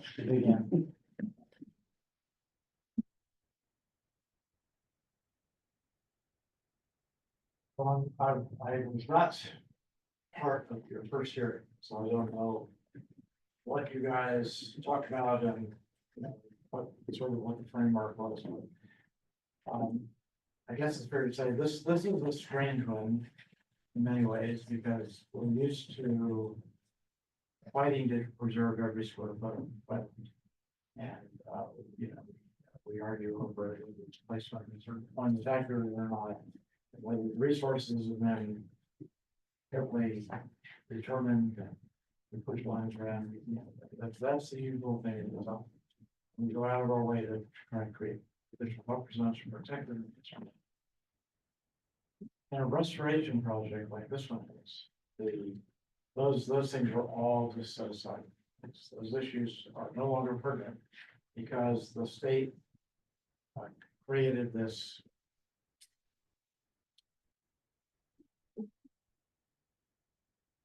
regulatory mechanism that says that because they're doing a certain type of restoration, concern about the other protected resources is a secondary concern, and they're allowed to make those changes. So this is a project where the dam is proposed to be taken out. Normally, in my opinion, isn't that environmentally something that you want to see. It has so many benefits. And I'm not going to do them because you guys are aware of what these are. But the consequence of something like a dam that's several hundred years old from the house, all of the surrounding wetland resources are altered. And they're severely altered in this case. We're talking hundreds of thousands of square feet of and the water body and PVW and state allows that as a trade-off for the dam being removed. So I'm not going to go into tremendous detail with all of the things that are bulleted and identified because I presume you guys have seen that or you have access to that. There's no point in going through bullet by bullet. My big sort of helicopter view concerns have been that the notice of intent, it's a special notice of intent for restorations that the state created requires the applicant to provide certain information. And it's the usual information that we're used to seeing on those intent. The keyboard. So they want to know, for instance, how much BVW is going to be lost, how much land and water body, bank, all of the usual things that we look at. What are the losses and gains?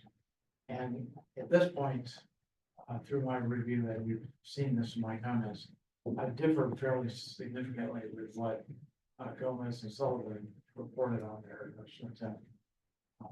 They, for instance, they identify gains of one of the 200,000 square feet, I think is, or maybe it was 400. It was a significant gain of BVW after the river's lowered. I think there's going to be losses of more like 300,000. So we're quite far apart, and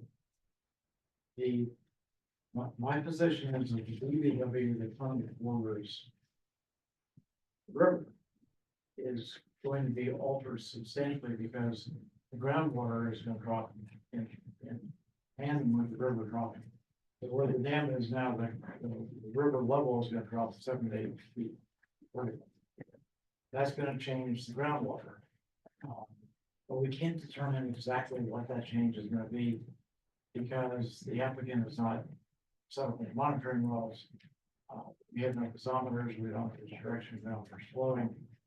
So we can only sort of speculate using common sense. And normally, if the river levels dropped dramatically, and this would fall into that category, groundwater would drop in proportion. When the groundwater drops, wetlands that are dependent on the current existing groundwater lose that saturation. wetlands typically exist in a regime where groundwater is found either from surface down to about 18 inches below surface, and that keeps those facultative and hydric plants living. So if you drop that groundwater by 3, 4, 5, 6 feet, that's going to change. And all of those wetlands will be consequently lost. The restoration rate permits that change. My problem at this point with the application is this was submitted is that the application asks for accurate analysis of what those changes are. And I don't think that we're there yet. And I've had phone calls and had a couple of Zoom meetings back and forth between myself and Joe Griffith. And it seems to be a willingness at this point to dig down further and try and figure out what those numbers should be. But at this point, we don't really know what the impacts are. The state sets that expectation for the applicant to determine what those are, even though the state allows them to make those changes. So it's a little tricky. So I've got that concern going on. I've got a concern with procedures that they outline for how the dam's going to be removed. For instance, there are 2 possible alternatives that they present to the Conservation Commission, which is kind of unusual. So they're not saying this is what we're going to do. When they're saying this is what we may do, but we may do this. Yeah. The construction procedures also have tremendous, you give the contractor tremendous discretion. And I emphasize that, putting out different phrases, but so consequently, you don't really know what contractors are going to do. The plans that submitted are at 75% completion. So we have another 25% of details to go. So it's sort of a moving target, and you know, I think I've been working with you guys for a decade, and we're used to seeing, you know, like Steve Dresser presentations, picking away at tiny little things, and we don't. This is a whole different animal. So that's sort of where I am with my overview. I'd be happy to take any questions, but I don't know how much of this you may have discussed in the first year.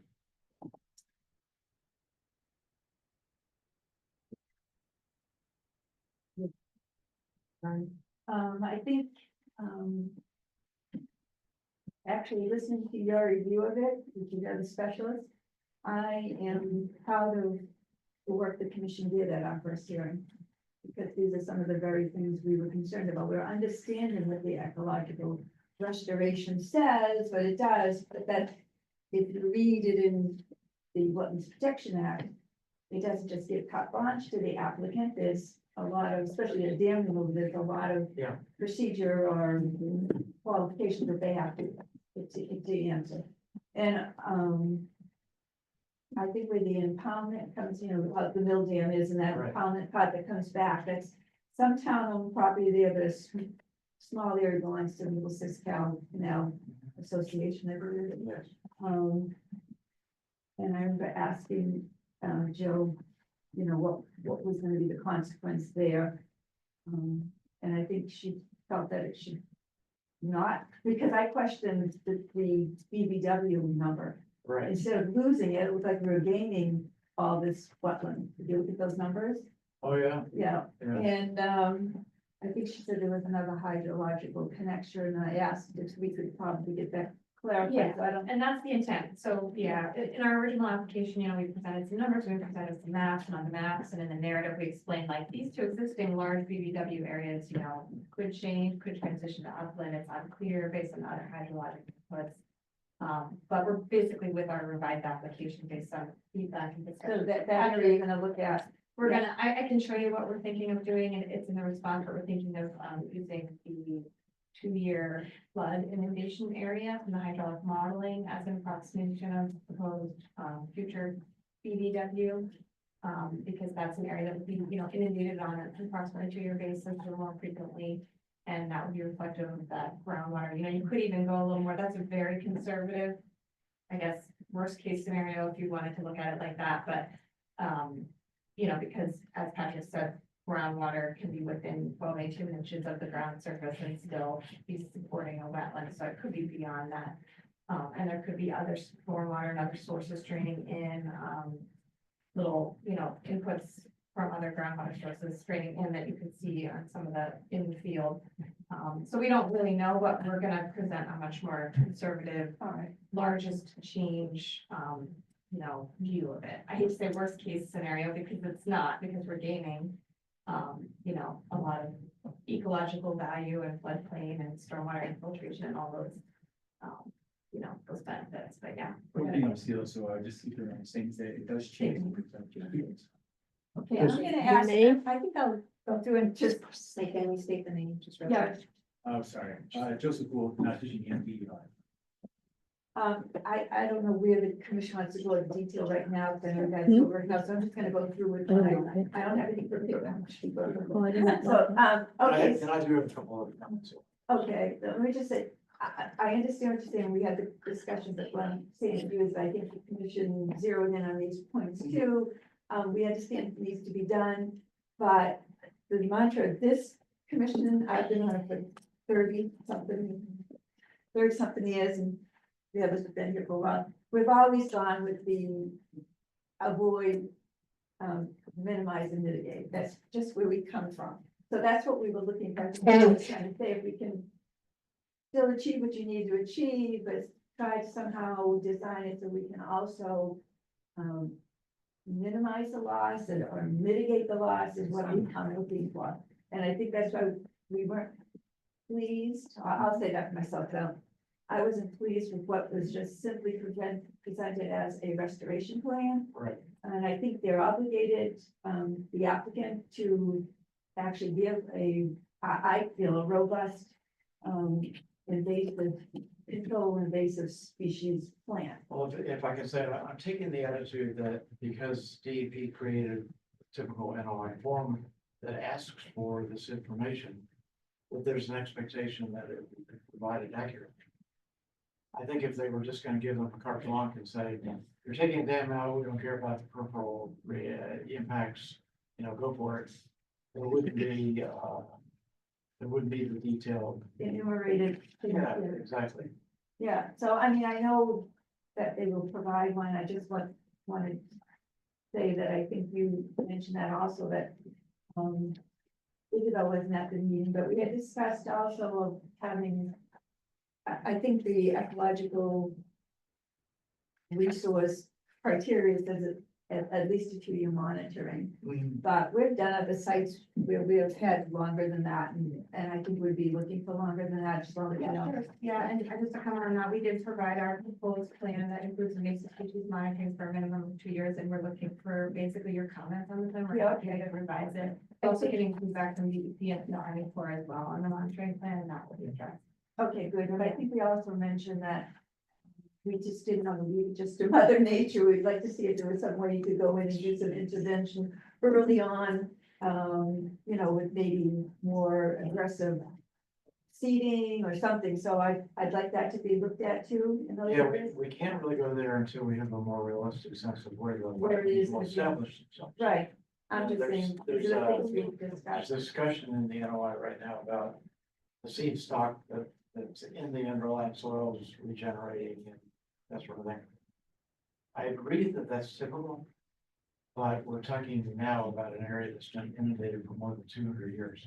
And how much seed Acres. stock is Acres there? of problem. Yeah, exactly. And how viable that seed stock is after several centuries of saturation.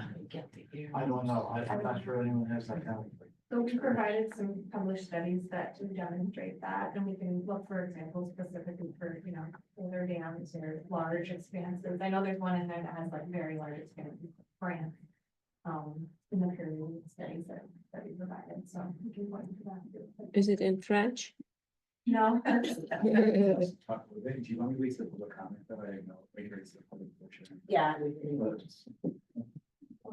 I guess I won't go on and give up to saying the things you're talking about relative to wetland, I think we brought up, so they just, you know, isn't something new. We're always in for mitigation. whichever way you can find it, to minimize what's happening. We know, that there is gonna be a big alteration. But where there's areas that we can do some mitigation, try to preserve, especially that, like, we don't address going from the dam to the Pollitt Street Bridge. You said this is an actual dam there, Broadway, but then it's gonna dramatically start dropping. What's gonna happen to the people that live along there, to their backyards? I mean, that's gonna change in their Well, backyard. that's a good segue for me to talk about that as well, because that was one of the issues I was gonna ask. Note that the commission really needs to decide how much information. For instance, the current mapping and the current wetland delineation from the impoundment toward Pollard Street goes up about a little more than a third of the way up the reach. And then it stops. But the wetlands continue bordering the river all the way to Pollard Street. Bank remains all the way up on both sides of the river. And the effect of taking the dam out is gonna be that where the impoundment is, the river is gonna drop vertically 7 to 8 feet. And it then tapers up gradient all the way to Pollard Street where it drops over a foot. So it transitions between about a foot and 8 feet. Midway between Pollard and the current dam, it's gonna be about 4 feet drop. So it's a pretty even drop from end to end. But through that whole section where the water drops, it's gonna impact the adjacent wetlands. So the current analysis only shows a part of the resource position. And I hesitate to take a strong position and say it should be shown, it should be accurate, pinned down, because ultimately the state is going to let it pass anyway. Yeah, I think what's going on, that was something I discussed early on with you as well. You probably, I don't even know if you recall, but factoring the informational hearing, typically for these dam removal projects, we're only doing the flag delineation where there's immediate disturbance, or like in a broad mill pond like you have here, where the change is drastic. As you move upstream, as Patrick mentioned, and the drop in water level gets lower, also the river becomes very riverine and narrow there. It's still impounded, but it's very narrow. So even with that drop in water level, the bank isn't coming in much at that point. It's a very slight change getting up to Pollard Street, where it pretty much tapers to, not visible at the scale of the mapping that we're showing. So my point is, yes, there are slight changes in that whole reach, but we don't typically do a flag delineation there because, again, it's not a requirement of these ecological restoration projects to have like very accurate, precise numbers of what is existing, what's proposed, because it's for the greater net gain of the ecological restoration. And so we focus on the areas where the changes are most drastic to quantify those. There's your conundrum. Yeah. DEP asked for that information and expects it to be accurate. And yet Yeah. it's not And we, always furnished in full. yeah, and we are including changes up to the four-way bar, in our numbers that we'll Okay. revise and revisit. We just look at other sources as, in addition to flag delineation, such as LiDAR, bathymetry, hydraulic modeling results, aerial imagery, all those other sources to kind of sources beyond the flag delineation. Which is what I chatted with Isabel, earlier. Well, I won't even go from the Broadway Bridge on the other side. I mean, of course, our drinking water supply is paramount. And, I know this is all computer modeling and people have looked at it, but what if? And I don't even know where to go with What that. if, then the project will mitigate. If there's something that is demonstratively, connected as an impact from the project, when we've done that on other projects, I say we, I mean the project partners, where there were demonstrated water supply impacts and they're mitigating that as part of the project. So that's not, we're not trying to wash our hands of something that is a And real what other communities are those? Yeah. But you guys, I mean, I don't know if you mind or not, No. because I mean, Yeah. so again, I work The just with game Google to Traffic and Game DR. I work on these projects all the time. There's 3 dam removal experts in the state, for the state, and this is what we do, and I'm one of them. We've done probably almost 70 dam removals across the state of Massachusetts, where we've done the lion's share. We actually helped DEP, recraft the regulations to really figure out how to permit these types of projects. We know a lot about this too, and I would tell you that, I can speak to the question about the water supply and what we've done in other projects. And it varies, be it surface water or groundwater.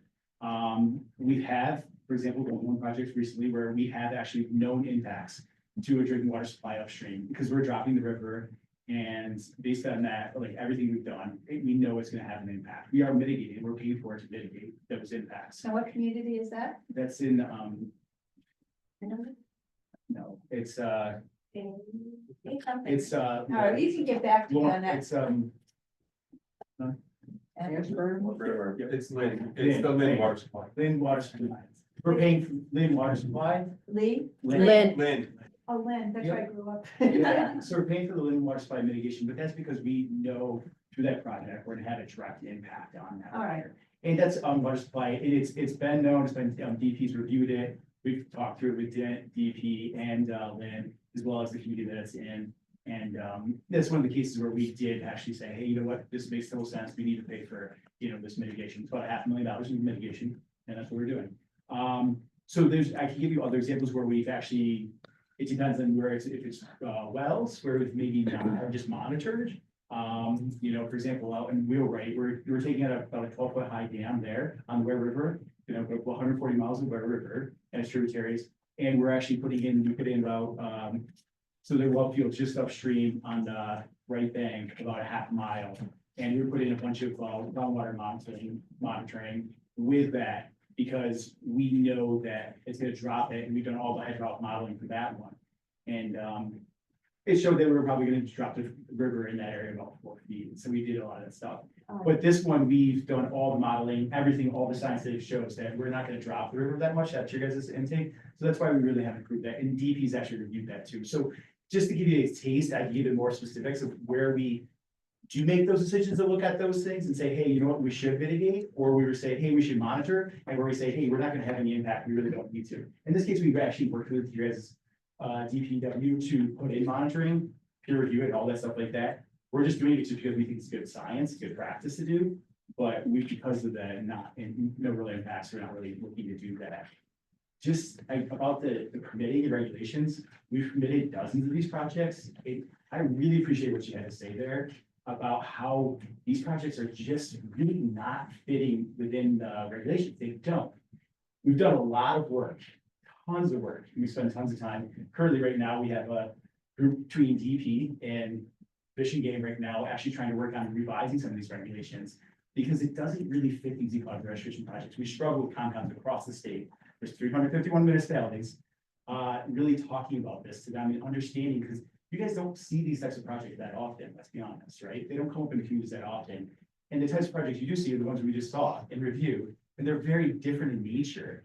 And so it is really tough. I agree with what you said. It's really tough to look at the way the regulations are set up and then look at these projects and realize they basically gave a cheat sheet for us, a cheat, like if you will, through the ecological restoration order conditions, that you're allowed to have these impacts and not really have to mitigate. And that's because the intention was, and we're currently funded by the governor, and the whole intention is, they tell us we have to do more of these projects. There's a biodiversity goal right now laid out with the governor and asking us to do more and more of these projects.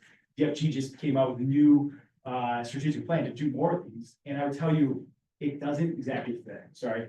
Yep. Yeah, Fine. I think you're going. Well, I would just wrap it up on that. Point is that these things don't really fit. It's every way to look at it, and we're happy to talk more about that. Well, good, man. And taking all that into consideration, I'm sure you've done these, however many times this is my first, Yeah, this is my community, they're putting me here to ask these questions. This is our drinking water source, and I think it's an important burden that we're carrying and that you have to prove to us. So that's why I'm just asking these things, and Maybe we're hearing a potential condition for approval. well, we'll see what the other members think here, but anyhow, I just want to say that the things that you pointed out in your letter, and I'm not gonna go through all of them, is some of the very points that we were picking up, and I guess if anything, I'm gonna say to you to go back and see how you can mitigate or minimize loss if you can, so thank you, Billy. Yeah, I'll try to not repeat everything Joanne said, but I was very happy to see that you picked up on a lot of We things. listen to the others. That's good, before we discuss them. Well, I Yeah, think, Brian, I thought we well, were doing just wetland discuss it. first, and then we were gonna do. All right, Discuss what you got, so just we like can do back. both of them before we start. Oh, okay. Wait, They're pretty different, so I think it Yeah, makes why sense don't to you do keep wetland. doing it, Yeah. because that's Yeah. different. What, Anyway, his items, and then. I was happy to read your points, and one of the things you mentioned was 5-year monitoring, that was one of the things that jumped out at me too, but, Joanne stated a lot of stuff, and, you know, the big concern of the community, Regarding residents. monitoring, even here in Billerica, we have seen sites that were well done in terms of replication and restoration. So the first couple of years, there were no invasives, everything looked really happy. And by the third or fourth year, and then into the fifth, it was just full blown invasive. Yeah, I'm thinking of the Home Depot, yeah, you know, that a third of that is now invasives. Like for the first couple of years, it looked great. So 2 years is, particularly in a site like this, is where we have out here. It usually takes a couple of years to come out. I think that's one of the Unmanageable. aggressive, be more aggressive with replication plans, you know. Yeah. So I'm just curious on the process, because like, have you guys had a chance to review our response yet? Some of it, yeah. Okay, for like, just for example, on the monitoring plan, like, we received Patrick's comments, they're good comments. We said basically we'll take our directions from the commission. Yeah. So at some point, are you going to write down, like, we want you to do 5 years instead of 3, and then we would address that, or how does that work? Still clarifying here at this meeting today. Should be clarifying. We should try to clarify, yeah. Yeah, I personally would like to see at least 5, based on experience with, you mentioned Home Depot, but given the size of the project. It's also becoming typical of corporate Yeah, project. I was gonna say, it may end up being the case, but I was gonna mention that too. It might be helpful to provide an update on where you guys stand with section 401 401 and 404. and yeah. 404. I think that, I mean, they have a permit status form that is submitted with the notice of intent, and that just helps the commission also see how this review is in line with other environmental reviews. And Army Corps of Engineer was pretty significant on the Leonardo project, you know that. They too piggybacked on that, which was the 5-year monitoring plan. So, I get that. That is. Sometimes when we've done with, in coordination with the Corps or DEP, like, I'll think of 1, 2, 3, and 5, is that something you guys have done? We monitor. Yeah. Yeah, so usually 1, 3, 5, like, or 1, 2, 3, 5, yeah. It varies. I've worked on projects in the past where it was 5 year monitoring, 3 or 5, depending on the extent of the loss and the extent of work. It's just, so you guys know, the Corps of Engineers oftentimes requires monitoring. The 5 years, like, you guys notice, but, they don't require something. Just, Also, on the project that they worked on, the mitigation, instead of the land bank or instead of in lieu fee, they ended up working it so that they needed to donate land. we It's actually, more like a land bank. I mean, I'm not saying that that applies here. I'm just talking about the monitoring that the commissioners within, I think, their means of asking for a 5-year. Sure, It's yeah. in line I with just other wondered if, like, agencies. yeah, I just wondered, you know, it seemed like a suggestion, I didn't know if that's something we It get, should be clarified. like the other applicants had, like, with the written comments from the commission. I didn't know if we would get that. That was really, it was just, he's missing the north arrow, the Okay. scale's wrong. Gotcha. Those kind of comments. Oh, yeah. just so you know, the in-lieu fee program is actually within our agency.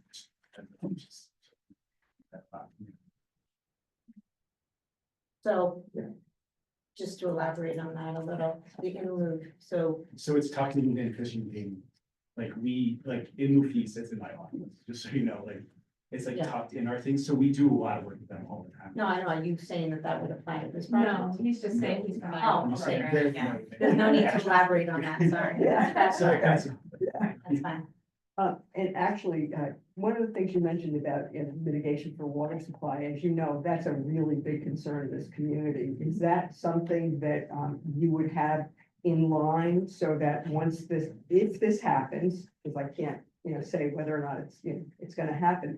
But is there some assurance that we could get that in writing that should there be a problem with our water supply, that the state will, connect us to MWRA to provide an alternative?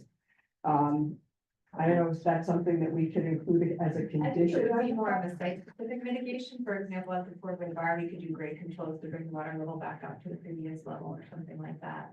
That would be more in line with what has been done at other projects. And in the case of, so just so you know, we always usually take care of that stuff within the DP review as well. So the way I would see it is if the DP also agreed that we were gonna have no impact, then we would do it, like, or we could talk that as a condition, like, yeah, do something at the Fort Bar, come back. But we don't assume to have any impact. DPs review that, and your own engineer, things that we can, I wouldn't say we would be like, how do I say this in a way? Like, we would say something like, hey, we can come back and address something like grade control if it was needed, if the Fort Bar was not holding up. But I wouldn't say we're gonna hook you guys up to MWA water, which is Right. That's somewhere in the $3 to $5 million range. Yeah. Which we got from an estimate, talking to you guys, DPW folks, thinking how you have to do that. I don't think that's something the state's gonna commit to, just to hook you guys up Be down more there. like bringing it back to the previous condition, which is. Could you supply us with some wording as to what you're talking about? then? So maybe Yeah, and we just, can- just to explain it a little better, like, so currently the dam is, 10 feet high and it raises about a foot above the Fort Wayne Bar.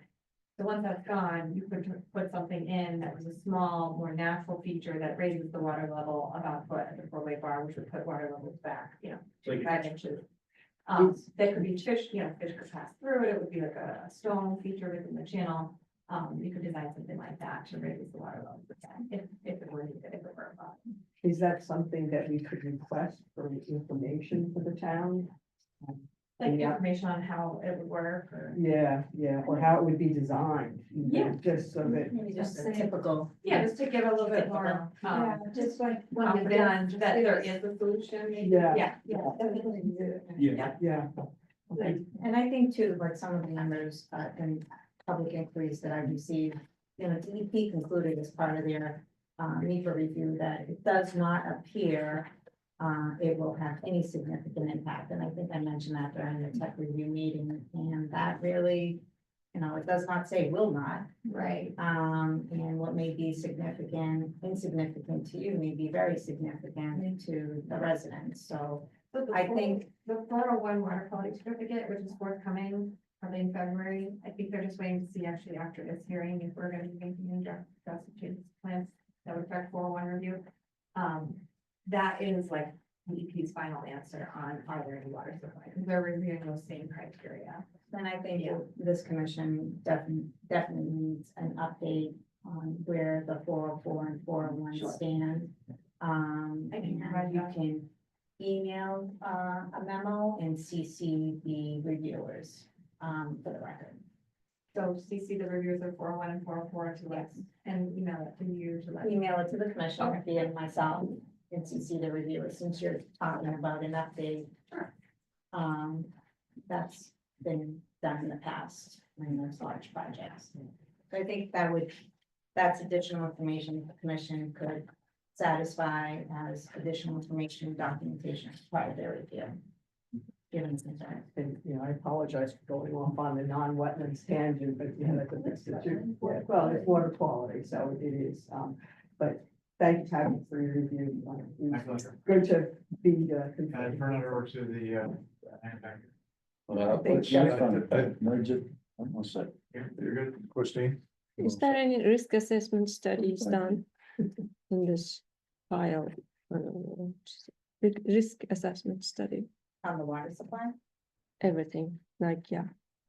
I mean, if the dam was removed in France, they like wine, so wine doesn't like too much water, so it's dry land, that's their desire.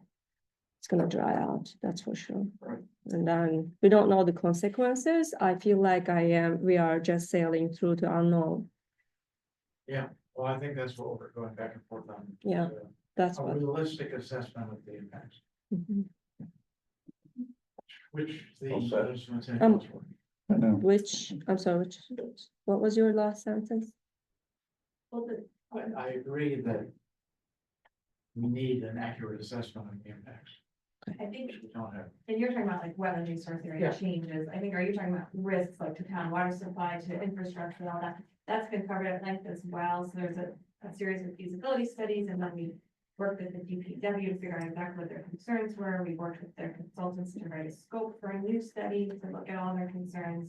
We did the study, they peer reviewed it multiple times, that's all part of the public record, but I'm happy to point to anything, so we looked at bridges, infrastructure, water supply, the Superfund site, downstream structures, outlets, those kinds of things, yeah, stormwater outfalls. Anything that's about.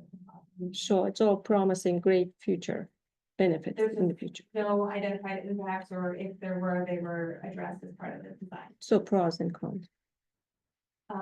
There's pros and cons to the project in general, yeah, but as far as infrastructure risk, there is no infrastructure risk.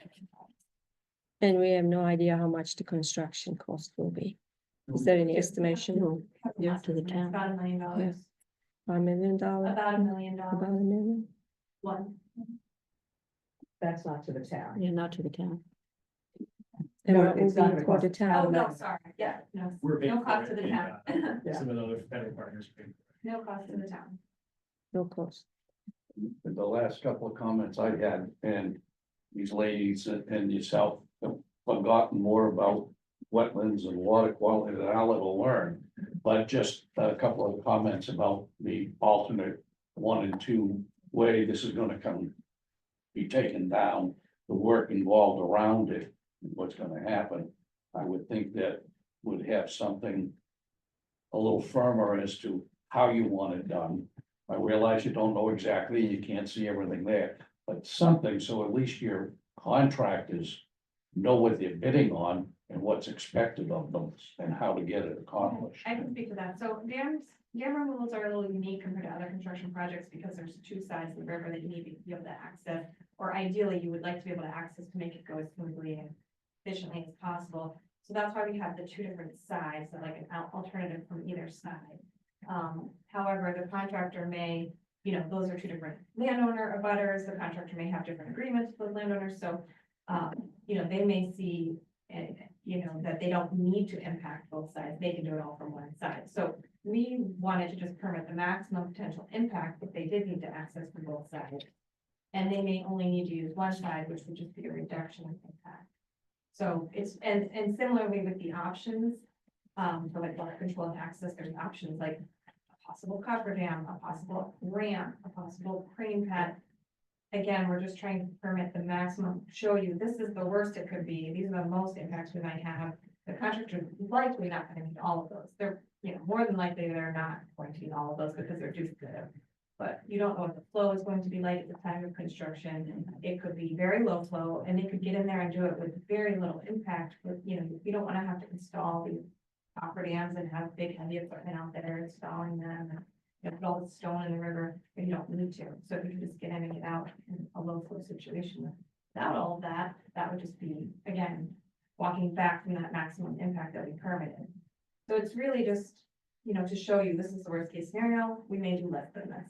But in the peer review meeting, we talked about, to give you a little more comfort with that, we can prepare, again, typically engineers don't prescribe means and methods for contractors. That's up to the contractors to develop their work plans. For review and approval by the owner, the engineer, the town, whoever's reviewing. But we are, as we stated in our response, we're planning to prepare a draft water control plan that would have typical details of how these things would typically be handled by a contractor based on our experience on other projects and contractor input on this project. And so we'll provide that for your review and then again, at the time of construction. In the world I came from, engineers, what they put down is what we did, we were contractors. And that's the plan that's gonna go. Now everybody knows how to bid on it, what they're gonna do and what's expected. When I saw alternate 1 and 2, now you just said, well, upstream or downstream, that's the alternate. Well, when I read that, I didn't know that's what you meant by alternate 1 and 2. I didn't see that written in there. Okay. So, and then, as I say, from the world I came from, you people as the engineers, that's where our direction came from. And how you For what wanted have to something done. build, But not necessarily, Right, it's, and where It's you a can different- drive, for example, but not necessarily, you know. okay, a little clearer now. Okay. Thank you. So can I comment on that, or do you? Hey, just the words what I was gonna say is that these projects, again, they're a little unique in that respect, and just what Jill's saying is true. We, because of the type of environment we're working in, it's not a building, it's not building a parking lot or anything like that. The type of environment we're working in, we always provide the maximum flexibility, like we're doing the Quinnipiac Dam right now. It's coming down right now, just building a stream channel right now, it's where the problem transfer is. It turned out right at the end, because we saw historic drought in November, we had to switch, pull out of there and come in from the other side off the rail trail spur, and that's the kind of stuff that happens because they need to turn it back on the cloud. Oh, no, I And understand it's that. like, that stuff happens all the time, so we really, these projects, because of the type of environment, it's really need to be, this flexible. No, that's fine. It just, to me, wasn't clear, and that's what it meant by alternate 1 and 2 and how Sure. the work was I get planned and that. scheduled. I- So to me, a big area was missing. So we talked about in the peer review meeting, instead of client alternate 1 and 2, we're just gonna basically show it. This is all the stuff that's Okay. been permitted. It's just no alternates. But just understand that when the contractor, you know, goes to prepare their plans, it may reflect less than those Okay. measures. No, I Less than understand. those- Yeah. Thank you. Yeah, which makes sense to me. Yeah. I think it's We're far all also. set. Thank you. Thank you. Yeah. Well, You did very good, buddy. Yes, I have. It's kind of hot in here too. I'm ready for the. Oh, they were open. It's also depending on the They were blowing subject. the papers everywhere. It's open, actually, it's Yeah, we have them open more, but they were blowing the papers everywhere. Glad I said something. Good evening, everybody. For the record, Mr. Chairman, members of the commission, Brian Dunn with NBL Land Development and Permitting. And I'm happy to say 14 years with you guys on my own and a couple of years with somebody else. So probably like almost 18 years together. And I appreciate your trust in doing this over the years. Thank you very much. As you know, through our letter that we prepared, it was pretty detailed. About the information that really should be provided by the applicant's engineer. Yes, we understand that there's a different way of going about this type of a project, but it doesn't preclude the applicant and the applicant's engineer from following, standard engineering and surveying and permitting processes. So when we looked at this, we looked at it like what's missing, what should be added to the plans, and so on and so forth. So a couple of big items are land ownership. So the plans that you have in front of you that were submitted are at 75%. They are all pretty much combined and compiled GIS data, which is pie in the sky kind of data that anybody can obtain from Mass GIS, town records, so on and so forth, and many other sources. So when it comes to land ownership and where the work is being done, we really don't know what the true impacts of the land ownership and who should be saying okay to the changes in the Concord River, work in a certain area or work in the staging area, and so on and so forth. The other part that we also identified is the FEMA floodplain, which is part of the impacts, was delineated based on the horizontal mapping for FEMA floodplain, but we have profile data in an AD flood zone, which is by elevation. So the plans should depict really where the floodplain is in accordance with a certain elevation along the banks of the Concord River. And one of the other parts, and I don't know how to put up the plan here on the screen, but there are other parts of the plans that are missing data in regards to the elevations of the contours, of the bathymetrics, the contours of the site. And really, if you look at the area of, say, 2 Old Elm, which went through an extensive permitting process, you can see that the details around 2 Old Elm and the data they've shown is really not that accurate in regards to the site plans that we saw originally when that 2 Old Elm first came in front of this commission many years ago, which we're still doing environmental monitoring on, but it's kind of paused because of the winter. So there's a lot of detail that's missing on the plans. Yes, Jill is accurate. As engineers, we do not prescribe means and methods. However, it doesn't preclude us from saying, this is how we would like it to be done. And this is how we would like the phasing of the construction to be done. But it's up to the contractor to say where the dewatering is, where the access roads are gonna go to dismantle the dam and so on and so forth.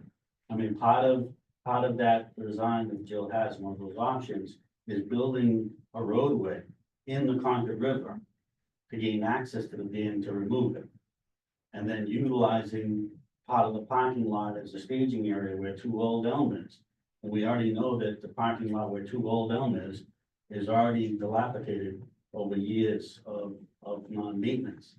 So, and we've gone to great lengths with that other project to create that wetland edge, making sure that there's plantings there and so on and so forth. And like what Pat was saying, yes, this is a little different, but we're not looking at all of those kinds of things that we would do for a development. However, it doesn't mean that we can't say, okay, let's have some mitigation, let's have some planting.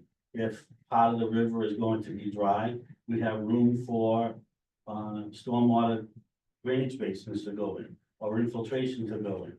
We've got a few catch basins in Old Elm and Faulkner that just dump stormwater right into the Concord River with no water quality or detention right now.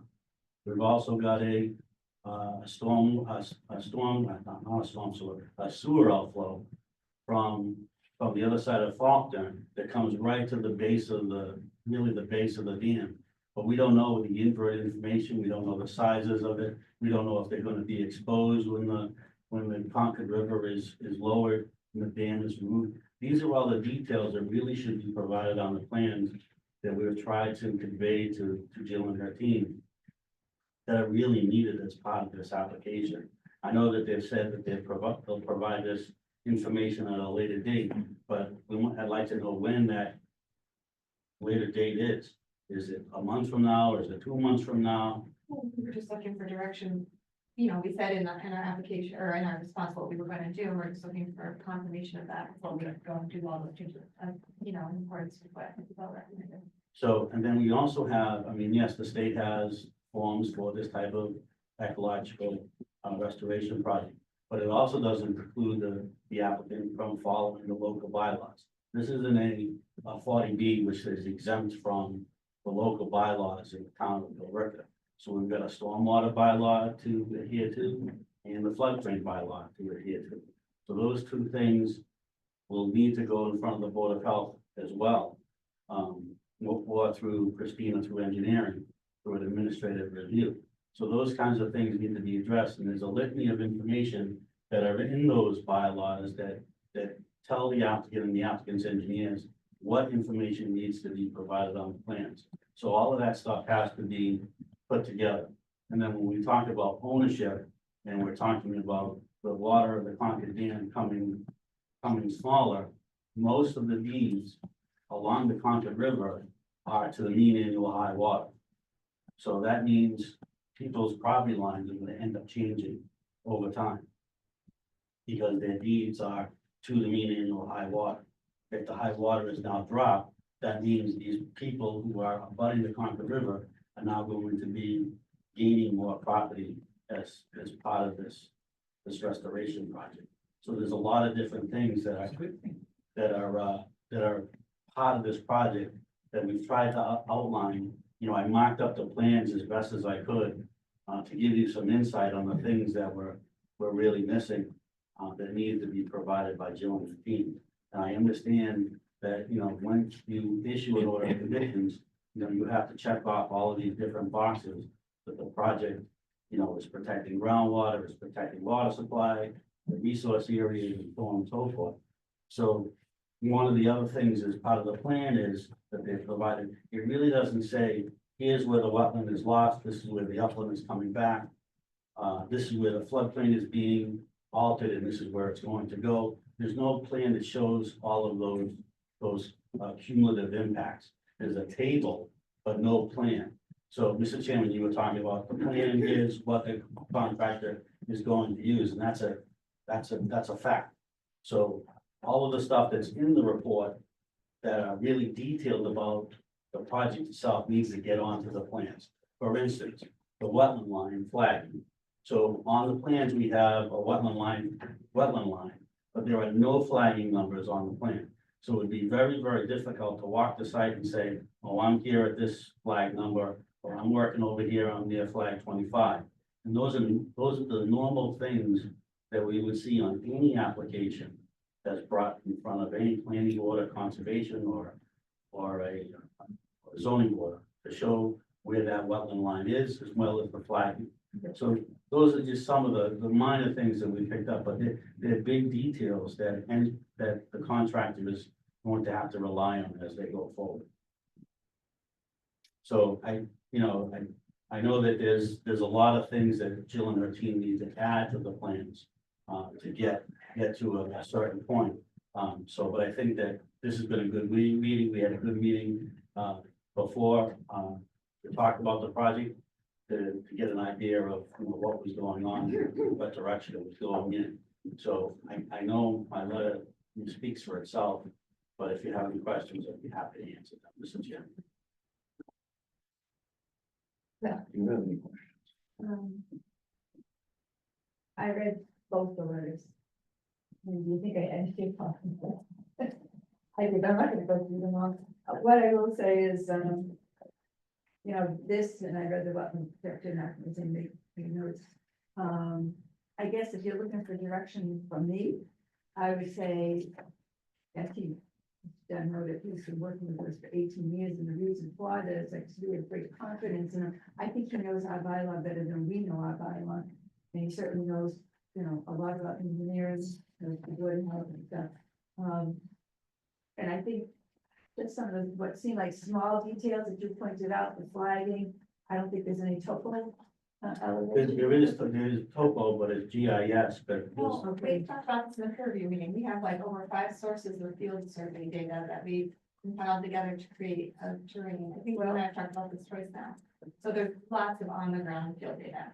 however, most of the plans do not show what those elevations are. That Okay, was a maybe plotting, that was a plotting error that we noted. We Oh, okay, well, maybe that's what my problem was. I looked at some plans and there weren't. The any- labels didn't plot and I. Right, so maybe another thing, because they're looking at the plan, some things were on this, but they had to look on this. And I know And we that, did that to reduce clutter because other agencies don't want to see all that stuff on the plan. So we try to put it on one plan so you can see everything in one place.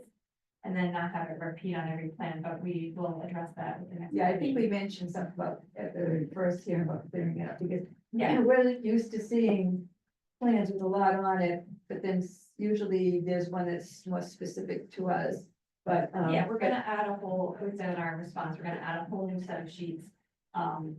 One for existing, one for proposed, with just the wetland changes. And you can see very clearly temporary impacts and long-term, permanent impacts, all of them. All right, I guess, reading, I would say that I would greatly appreciate if you really do take what Mr. Dunn is asking you to do, the information that he needs, if it's impossible, or you don't have it, or you at least say why, but. Yeah, I guess that's where I'm stuck, because we did provide that response and we stated our cases or asked follow-up questions. And I know Mr. Dunn, you didn't have a lot of time with it, but I looked at your response quickly, and each one just says more information request more. So I guess I need I need somebody to actually read our responses and comment on them. Like, does this make sense? Does it not make sense? And we can go from now if you'd like, but like for. No, I don't think so. I think this is still something, I think it's more of an update for me. I want to, reading your response. I mean, you kept saying it was going to be submitted at another date, and that's what I have was. When, I'm not sure everything is going to be submitted at another date, and I don't know when that's going to be. Yeah, we just needed to know tonight, like, what should we do next? What, do you agree that we're not applicable to the stormwater bylaw, for example? We stated our case why we don't think it's applicable in our Well, response. So we can because go through Board of that. Health really holds that, but what I would say is if there are maybe everything that Mr. Dunn mentioned, you know, of course, Yeah, I we want all, but. I mean, not- Mr. Dunn commented on our rain garden, and we don't actually have a rain garden in our project, so a lot of this is really not applicable. I was And going to say, Okay, yeah. I was gonna say that if you can do some, maybe a small act, but it would have a big impact to us. I mean, you're talking about water quality, you're talking about environmental issues, well, here's your opportunity to, you know, if you have if it's not, we're not talking about another $1 million or no thousands of dollars, but when you're talking about something like, about catch basin, I know I heard We are creating like 10 acres of natural catch basin, essentially, we're creating, you know, new floodplain. yeah, I think you're and- missing what I'm saying. Oh, sorry. I'm just Okay. saying that if you have the opportunity to do that, and it's something that can be done, you're the one that said this is the project area. And Elm Street's in it. So I got a question, I think maybe we're just, we hear you, and I definitely want to address all those things. I guess my question for you is, how we surrounded, there's a lot that your peer reviews said, how do you want us to go through when we responded to them all? And we're just curious, like, what's the procedural thing, like, we responded to them, and then we're wondering what you guys want us to do, and like, this, I think Yeah, we need maybe like it's a procedural thing, we just, I think maybe that's where we're missing, we're not quite interested in. They, you know, So, Like, I think The I can peer go through my reviewers questions now. have and- indicated that additional information is required, you know, contour elevations. Yeah, those elevations things are are simple, I mean, required, right? So that's something that, you know, Brian, as far as, Brian's bringing it up, but as far as, you know, the applicability of the project under the maximum water management standards, it may not be subject to that, but in speaking to DPW, Board of Health, and the commission's bylaw, if there's, you know, the bylaw, the stormwater bylaw indicates if there's any land disturbance, not necessarily new development, redevelopment. This is something I just talked to DPW because I knew it may come up, this evening. But I think in that case, it's any opportunities, well, one, make sure the plans show any and all drainage outlets near where your proposed Yeah, we'll have those. staging, That's stockpiling. yeah. So that's Brian's comments, too, and that was part of our comments. Sure. You know, just to clarify to the audience, your plans do need to show existing utilities where they're staging and stockpiling. Yeah. Staging is not for a small project, you're not removing a concrete pad, right? So it's significant. So if the town has a sewer overflow right near the dam, it's important for the town, the commission here, to know what in elevation it's at and what's the type of exposure. So that level of detail, as far as stormwater, you know, it's an improvement, it's an ecological restoration project, but if there's any opportunities to improve the quality of stormwater discharges where there's land disturbance, retrofitting a few catch basins with hoods. That's something that kind of is somewhat easy to do. At least identify them on a plan or the drainage outlets where, so that town knows they're Yeah, not sure. being We'll add the impacted. outlets. I think Right? that's- How are those outlets gonna be protected during construction? You know, you're demolishing a big dam, so they need to be identified on Yeah. the plan. That's no big deal, we can, yeah. You know, I can't speak for DPW and the Board of Health, but they did make it clear that it's not exempt necessarily under the town's bylaw. So yeah, could we consult with somebody maybe like and show them this, what we wrote to demonstrate why we feel it's exempt? Or, I mean, we can submit a waiver, we just don't know quite how you wanna do that, like I found the waiver form, I can submit that, if that's the way to do it, or. You can contact Christina Papadopoulos, she's the one I spoke to. She, you know, she clarified that it's a land disturbance and that's how it's worded in the bylaw, so in her opinion, it is applicable. Okay. What is, cause we have, yeah, like, we just, you know, the. I can make sure that Yeah. I Yeah. will resubmit, you know, well, she has a copy of this, but Okay. I'll call it out for both our directors, or I'm sorry, our stormwater engineer. Or I'd be happy to Crystal. talk with her too, I just, yeah, I wanna understand that, cause that was a lot of the comments and they just don't. You know, that one, she should respond to you in writing. Cool. I provide clarification. Okay, so that, yeah, that's an example of like, once we have an answer on that, then we know how to, you know, the 20 others that were related to that, so we just didn't wanna, and you would advise us, you know, wisely, like don't go down that path until you have some guidance, so. I think that's really And then, so I know, I don't want to mention that before as a summary, I would like to conclude just some direction that the commission, I think, has provided this evening. Just a- Well, I don't think everyone else is finished. 30, no, I know, before we continue the hearing, okay? Because I think it is important for the project team to understand how much more they have to clarify. I think if someone could look at under our, like, under each of our our responses, you So know, that's- yea or nay, we agree.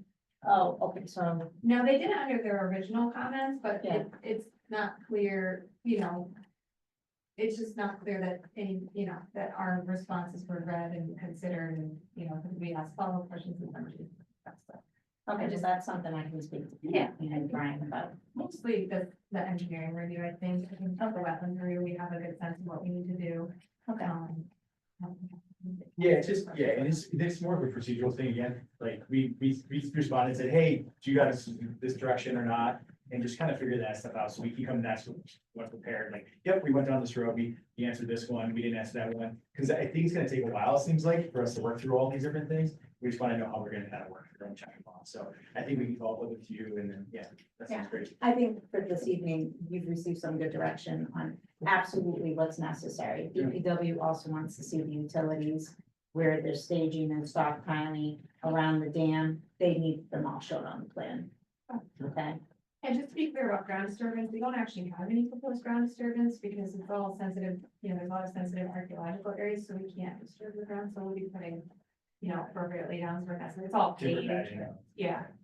So, right, but I guess the envision is large crane. We don't know the extent, but you know, your staging areas, I imagine are going to be, could be impacted. So the sewer overflow and the drainage outlet are all underneath the parking lot where the gazebo is. right, Right, which is adjacent to the dam. Those outlets are near the dam Yeah. or outlet right at the dam. Yes. That should be shown on the plan. Yep. Okay. Question. Yeah, thanks. A couple of things. Whether it's other meetings or materials I've been reading on. Supposedly, once the dam was erected, it allowed the water to flow both toward Boston and to Lowell. It was the highest point on the river, or the highest point in the dam area. So water was going both ways. If the dam is removed, the water that would be going into those areas would be groundwater. Will that be coming back to the Concord River? And if so, we're only, what, 3/4 of a mile back to the Superfund on Pond Street. Are we gonna be drawing the water from there back into the Concord and sending it to our neighbors? And do they have recourse to come back to us about, what are you doing to our water supply? so I can speak to that if you'd like, yeah, that was heavily studied and, you know, EPA's concurred, the DPW, their peer reviewers have all concurred that there's no impact from the Superfund site. There's a couple reasons, the canal, the former canal in that direction, the culvert is currently perched well above the impoundment, and then moving away from there, there's a full blockage at the railroad, where no water can get through the canal there, so it's fully filled in. And then moving beyond that, all the groundwater and surface water flows to the east for the Superfund site, not toward the Concord River. So for all those reasons, everybody's comfortable that there will be no impact. We provided all that information, just so you know. I'm sorry? We provided all that information, of course, we have to point it out again. Okay. There's a lot I'm going not on. saying you're wrong because I can't tell you that I'm right. I'm just thinking that surface water and groundwater is going to go to the flow of least resistance. And if we drop the dam 10 feet, we're going to draw everything from 9 feet and above toward that It's actually area. a whole different watershed. It's this is the Concord River watershed, and that's the Shawshene on the other side of the railroad tracks. So, and there's a huge geological bedrock feature between there as well. So for a lot of reasons, it's All right, my second question to you then is if at the Floodway Dam, if we found that we did have a problem with our water supply, you mentioned that we could do something at the Floodway Dam to bring it up to 4 or 6 inches, whatever we needed to do, or a foot, whatever it might be. Why don't we do that now? Why there's wait? no impact. There's no need to. There's no, you need to create another impact in your river, you know, and create a new structure or feature. We would, I mean, so I guess we would say is from our professional opinion is that there's no point of having to permit all that disturbance all up there to those, and also go into the river and build that if we just, it's not gonna cause the issue. We would if we had to. And we But, will if we have to, based on our monitoring. but again, and if that's something you guys really want us to do, we can do it. But it doesn't make sense from us from a scientific, ecological standpoint. Yeah. environmental. Yeah. Well, either scientific or ecological, but it makes a hell of a lot of sense to me. Well, I was just gonna If they're add dropping 4 4 inches Because And- still 4 feet of head over that pipe. with the amount of drought that we had last year, and what has happened to California and the lack of water supply to the southern part of the state. If we could do something proactively to keep our water supply intact, I'm all for And it. that's what we're doing, but with the dam removal, will improve the water quality. It will improve the flow of water past that pipe, get rid of that stagnation and that muck that's currently causing them such an issue during droughts. It will actually improve that. I understand that, and I'm all for that. But I just don't want to see the water level dropped. And if it's an issue to the point where they can't take in water, it will be addressed as part of the project. Well, I don't want to wait until they can't take any water, because then we have to do it. I'm saying proactively take care of it. I don't want to wait until we have a problem. We can certainly, but I guess maybe Yeah. that's the best thing we can talk about. I'm gonna say is, I understand that, hear your comment. I understand you guys really, really want to protect the water supply. I think, if we want to talk more about that, we're happy to talk about it, figure it out. Okay. Yeah. I didn't know. I hear you. I understand your guys' concern. I 100% respect your concern. We've said that all along. I 100% respect why government needs to preserve the water supply. I get it. So anytime you guys want to talk about it, I'm happy to talk about it to that and answer any questions you have. If you want to look at the studies and go through the studies and give presentations on that too, happy to do it. Most of them, okay. Yes, any of you read the select board's letter, first paragraph or the second paragraph? Yeah, it's just tremendous amount that any unforeseen reasons that town cannot take the burden. We cannot afford it. I think it might be worth, if you guys are open to it, we could give a presentation on all the stuff that we did on this. If you guys wanted to, we could give a presentation, you guys in the board of selectmen. If you guys wanted to about why we don't think this is gonna be an issue, we're happy to do that. If you guys want to go there. They're not going to. Just, I mean, because I understand that they wrote that letter, I saw the letter. It's too. an unforeseen issue. It's an unforeseen issue. We never know. It's ripple effect. We never know those. That's why I'm saying we are sailing towards the unknown, I think unknown. we can talk about it, but. So, yeah, let's all be respectful, you know, this board has, a duty to review these type of concerns as part of the Wetlands Protection Act and their, in their bylaw, right? I'm not speaking to you guys. But I think what, Commissioner, has brought up is that as part of the official record, the NOI review process, it's common for other departments to, provide concerns, especially like utilities, when it's a sewer project, DPW provides comments. For this, the select board did submit a revised letter. They submitted one.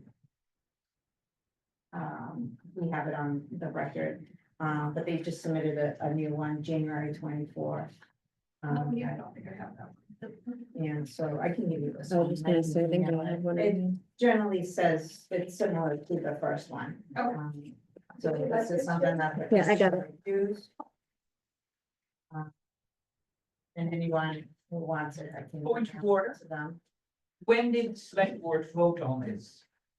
I don't believe the select board voted on it. I know names that would not have signed it. Hold on, Marlene, I'm just stating for the record what the commission received, which was simply a letter from the select board, okay? They're not all in agreement. I'm not saying that they are, I just need to acknowledge for the public It's record not select board. that the NOI review includes a letter that was submitted by the select board. You can have a copy. And then also more recently, that I forwarded to the commission, Mr. Reiner did submit an email expressing his support and his professional, review and opinion of the project. And he resubmitted that, and I reviewed both. It was simply for typos. the context remains the same, but I need to document that for the record. and It's on the tape. documented. That's all. Thank you.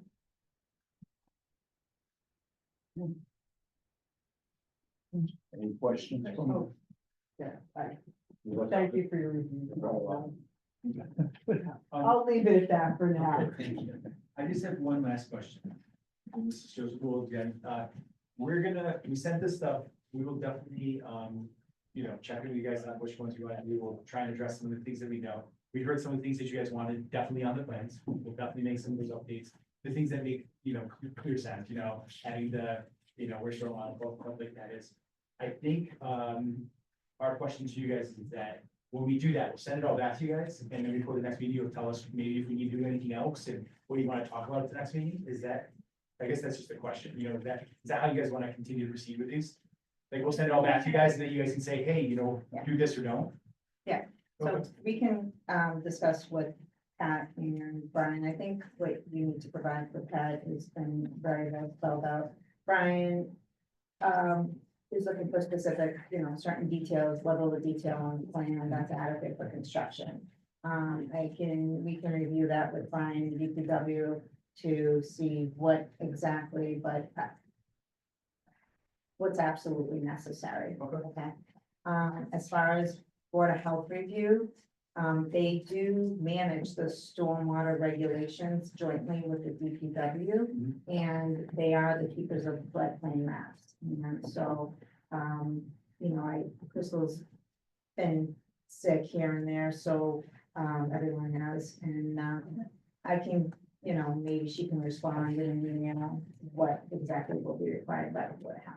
Okay. That'd be great, yeah. And what part of Brian's review absolutely needs to be addressed with regards to the floodplain And regulations. maybe provide, because all his comments are directly copied into mine. Everyone has Yeah. it. No, so I just meant like, maybe if they have that and reply underneath our comment, like it'll make sense to everyone to follow that dialogue. Yeah, because I think this is gonna take a little bit of back and forth between us, and so we just wanna I think you guys like to work methodically, if from what I gathered, all the things you guys have told us, so we just wanna make sure we're going through it, so that sounds great. Yeah, no, absolutely. And maybe if it's more efficient for the peer reviewers, can we have another technical meeting where we just go Yeah, through my Absolutely. I feel like that would be the most efficient. And then, I think it's important that Crystal and Christina attend that as well. So Okay. why don't we just kind of regroup internally and I'll get back to you guys on that. Is the commission ready for me to summarize some information? Oh, sorry, go ahead. Yes, sir. Hi, is there, can I make a comment? Yes. Okay, my name is Ed Reiner, 1 Pinewood Avenue, Billerica. What I wanted to comment on is a few things, but I was involved with the first dam removal in Massachusetts at the Crane Paper Company. And at that time, everybody was concerned about, how much open water will change to whatever, all these losses. And I've been involved with dam removals, almost every one in Massachusetts in terms of my professional capacity. This is a good project, and you could be hung up in the minutia of changes, but from what I understand, if there are, the wetlands that are around the cove that will be dewatered, or the pond, the mill pond full of little chestnut. If there are wetlands at the upper edge of that, and even if that dried out and they gave an estimate of the worst possible case, almost the entirety of what is water chestnut in the summer will become a different type of wetland. That's the game. The open water area, I don't know what the size of it is, but it will mostly turn into vegetated wetlands. Just today, I reviewed, I saw that the DEP issued a water quality certification for a dam removal. And, I read all the conditions and boy, they are incredible how detailed they are on their requirements. Some of them were, prior to construction, the contractor's gonna have to give us a dewatering plan, they require different submissions, and follow up, this certification said there'll be 7 or 8 acres of open water loss, and then it's declared, but it'll turn into wetlands. And that was as simple as that, almost that statement. It's thankfully, the dam removals are getting easier and easier to permit in a sense. It's certainly easy for me when I have to do my reviews, because The DER is doing an excellent job. The DEP is incredible in terms of their detailed specifications. But I also wanted to state that this potential idea of installing something at Fort Wayne Bar to mitigate an impact that I don't believe is going to happen at all. I think that's a terrible idea. I think it would have profound adverse impacts by maintaining, by not allowing the summer drawdown, basically, by changing that normal pattern of a summer low. And this dam already does that to some extent, you know, but, you know, I've experienced all the lows, I've experienced all the highs, I've kept track of water levels. And I know in the summer, it draws down, people getting sort of these little beach areas. Historically, that was vegetated with invasive species, the purple loosestrife.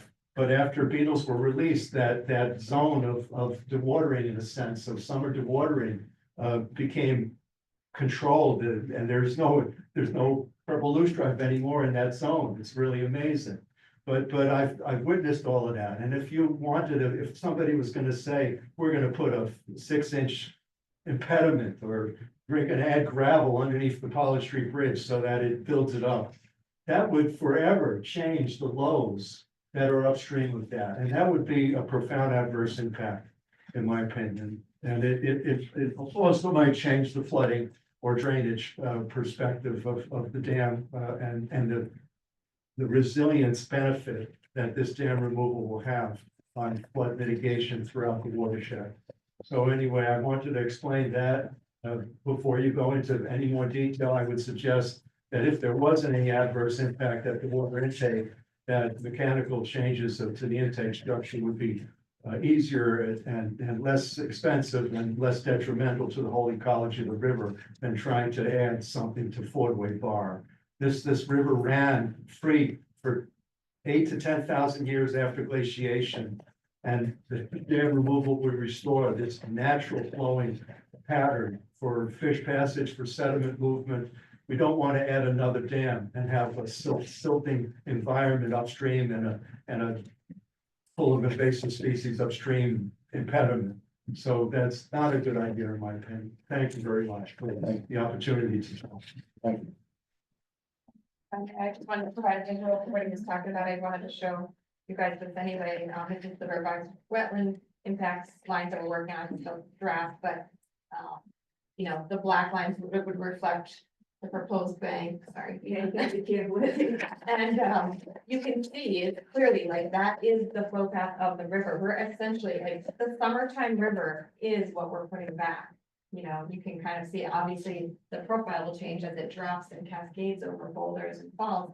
But this is the visual change that will happen in the aerial extents. So the proposed banks, and we've developed this on detailed, you know, we've been out doing detailed bathymetry mapping. So top of the sediment and rock surface underneath there, and also probing down to feel how much sediment is in. You know, we took transects across its full and common, like 8 of them. So we have a lot of information. I just want to reiterate that because it's not all GIS based. And that's how we delineated these proposed banks. And then this is based on the hydraulic model extents of the 2-year flood, like I mentioned. So that would be kind of a worst case scenario of the minimum amount of BDW that you would expect to see here. And I think many of you know this is a series of cascade falls from the Fort Wayne Bar down. So there's a fall at the Fort Wayne Bar, there's another one, and then the main one at the dam. But this is actually a flat area in the profile, so it makes sense that more vegetated wetlands would develop here before it drops down that last little waterfall at the dam. And so as you can see, all you're really losing is this water chestnut infestation, and it's going to become a combination of, you know, naturally developed, fully functioning wetlands and riparian floodplains that are still protected as town conservation land or other town-owned lands. So I just want to provide that visual, that helps. Thank you. Anyone else? Yes, please. You already know that I am in favor of restoring the river. We don't have to go back and forth on that. I think one thing I wanted to ask is, the last meeting, I proposed historical mitigation and suggestions for how the river was going to look, where the dam is going to be removed. And I don't hear anything about that in the new, I'm hoping this will be in the next plan that you get. The historic mitigation. Like if there's mitigation, like a proposed Yeah. bridge or Yes. something. I So, think- sorry, Brian Kelder with the NOAA Restoration Center. We are the lead federal agency for the Section 106 historical process on this. There's actually a meeting this week Wednesday, on Wednesday, 10:30. which will be the next Section 106 meeting. So it's just a separate process. So that would be, you This is- go to in front of conservation again. Well, what Marlies is saying is like, say they There's won't, a- we decide we're gonna build a bridge, why isn't that in our NOI? And the That- reason is often with these projects, mitigation might just be funding toward that thing, and it would be its own project. So separate. Okay, Yeah. oh, in That front of you project. again. I'm Yeah. sorry, are you with the Mass Historic or? No, I'm with the NOAA Restoration Center. Okay. So, section 106 defers either usually to, whatever federal agencies providing funding, GPA, as well as NOAA or U.S. Nutritional Service, or otherwise they would fall under 404, Army Corps of Engineers review. But in this case, because NOAA's been a partner and been providing funding, it goes through them as lead federal agency. That's how the section 106 process differs. Okay, in that case, I don't have to worry about any mitigation plan Being added. to being this. added to the whole conversation, to the Right. plans. That would be a Um, memorandum of agreement out of the section 106 process that would determine whether, you know. Okay, it'd be a separate conservation commission meeting. Okay. That's- Actually, since Mark, are you done? I have a question for you, because you said something earlier. Okay. Can you, just because when I was announcing that they received a letter, what was your out of order? I don't believe the select board voted on this January 24 letter. Okay, I think if you present it as a select board letter, well, that's how they present. That should be- Not the commission. it should, I am I just aware want to that there clarify what you is. said, I didn't understand. I'm aware that there is a select board letter that a select board member was very upset about because there hadn't been a vote. Oh, that's all I want, was clarification. Your I'll- out of order was that the select board did not vote to submit this Right. letter? Okay, that's all I want Yeah. to clarify. Yes, sir. I am very concerned that, and believe that, Name? yeah, excuse me, Andrew Jennings, 29 Talbot Avenue, I live within walking distance of the dam. I am very concerned that, the historical mitigation is considered a separate project that would come before this body, and you may have, concerns that, May not be about it, addressed. so you don't accept it. I think the historical mitigations need to be part of the project, this project as a whole. Mhm. And if those historical mitigations involve wetlands impact or something of that nature, they need to be discussed as part of this project. Thanks for summarizing. So essentially, you're saying whatever mitigation comes out of the, the NOAA, agency's which section we don't 106 know review process. We You don't would know. like No one to see knows. Because that it's unknown, how permitted we as can do part of that. this. That's something That's that what I'm trying to say. would, Yeah, it's any separate. on the ground construction related mitigation project that fell within the jurisdiction of the ConCom would have to come before the ConCom. Yeah. That doesn't mean anything that would be part of mitigation for this project would come before the ConCom. Only things that were being implemented that were Within within jurisdiction, jurisdiction. which is presumed it probably would be within jurisdiction. You have the 200-foot riverfront area, you have 100-foot buffer zone. Right, but Everything. frequently these things are not, they could be, Yeah. they could be signage, they could be, Things in the- Museum, you know, Obviously, it's something on this scale is going to have much more mitigation than signage, but there are. But yes, other ways. there are many things that are not, do not. be the jurisdiction. I know there's a whole new bridge being installed. Oh. Yeah. That would be within your jurisdiction. That would be your jurisdiction, we'd let you know that. Yes. But I just wanted to understand the concerns from Mr. Jennings for our notes, which is essentially you're concerned that the historical mitigation is not shown. Whatever that may be is not shown on the plan. I think, so for the record, that's still under review and to be discussed, what the degree of historical mitigation would be. Right, but it would not be part of this. It would be permitted separately for whatever impacts. Yes. Yes, sir. Yeah, I'm Patrick Robbins. I'm an officer of Merrimack Valley Paddlers. I live in Andover. Paddled the Concord River many times, and a couple of things I heard that were misleading.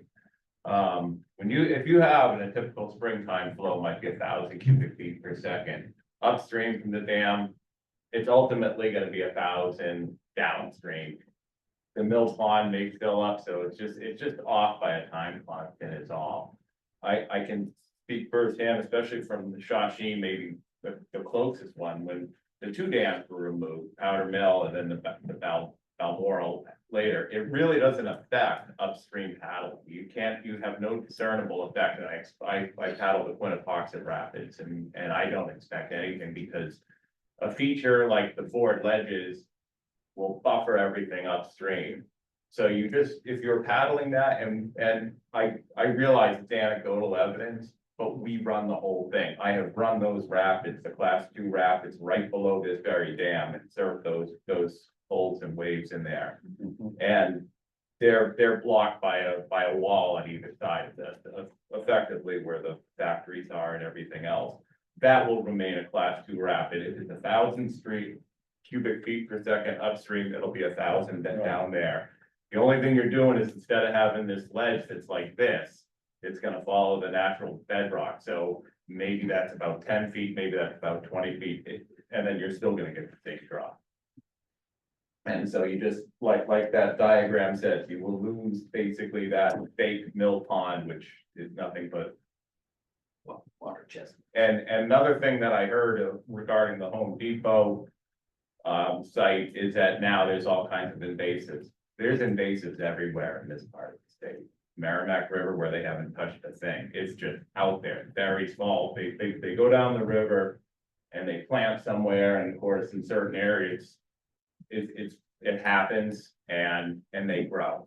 And that is more a coincidence in time than it was a cause and effect relation, in my opinion. I've seen it everywhere. Oh, I'm out in all these rivers and everything else, so I see a lot. And so I just, we're all in favor of this. We've seen how great it is. I wrote a letter to the board saying this could really be an incredible opportunity to be a whitewater destination like we have up in Franklin. It's less common in the Northeast than it is in many parts of the country. This is of the best sort of putting North Billerica on the map as a whitewater. I realize it's a little bit of an obscure sport, but it brings people, it's a big draw. People from all over will come. So that's, I'll leave it at that. Thank you. And that's a lot of questions. Online. No one online. We're ready for you. No one online. There's people, but nobody has their hands up. Isabel, can I get a copy of that selectman order of? Yeah.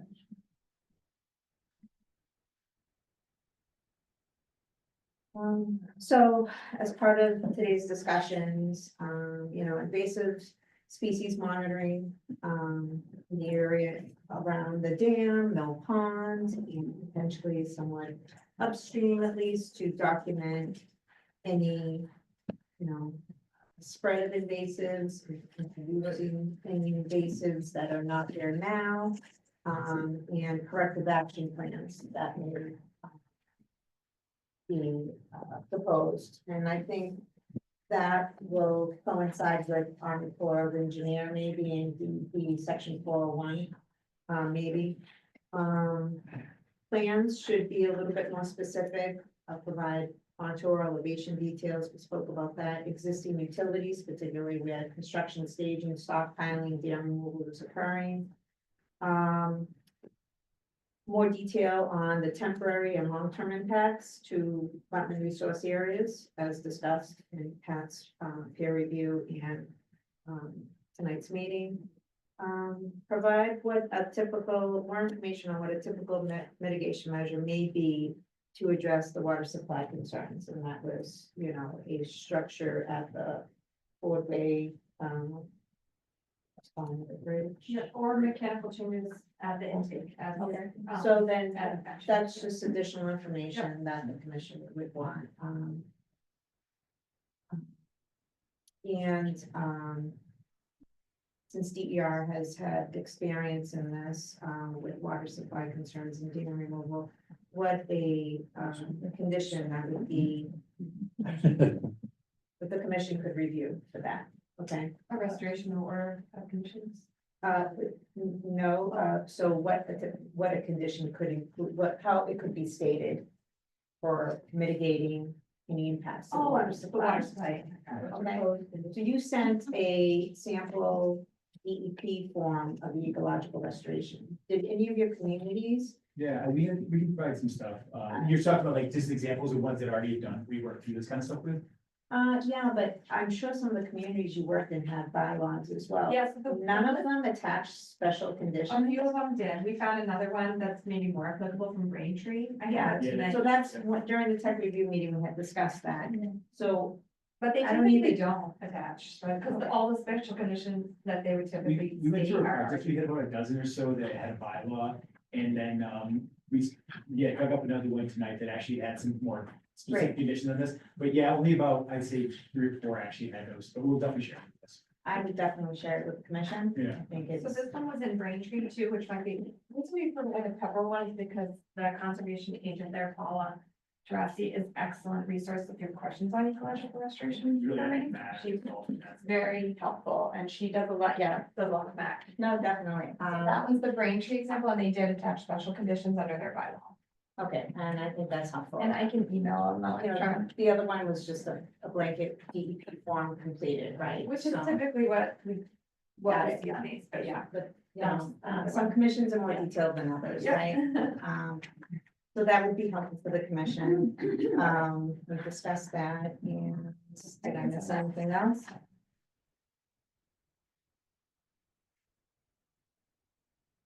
And the key points. The commission should clarify or may ask, this comes up with large scale projects. Who is on site overseeing dam removal projects? Yourself? You're saying for construction? Yeah.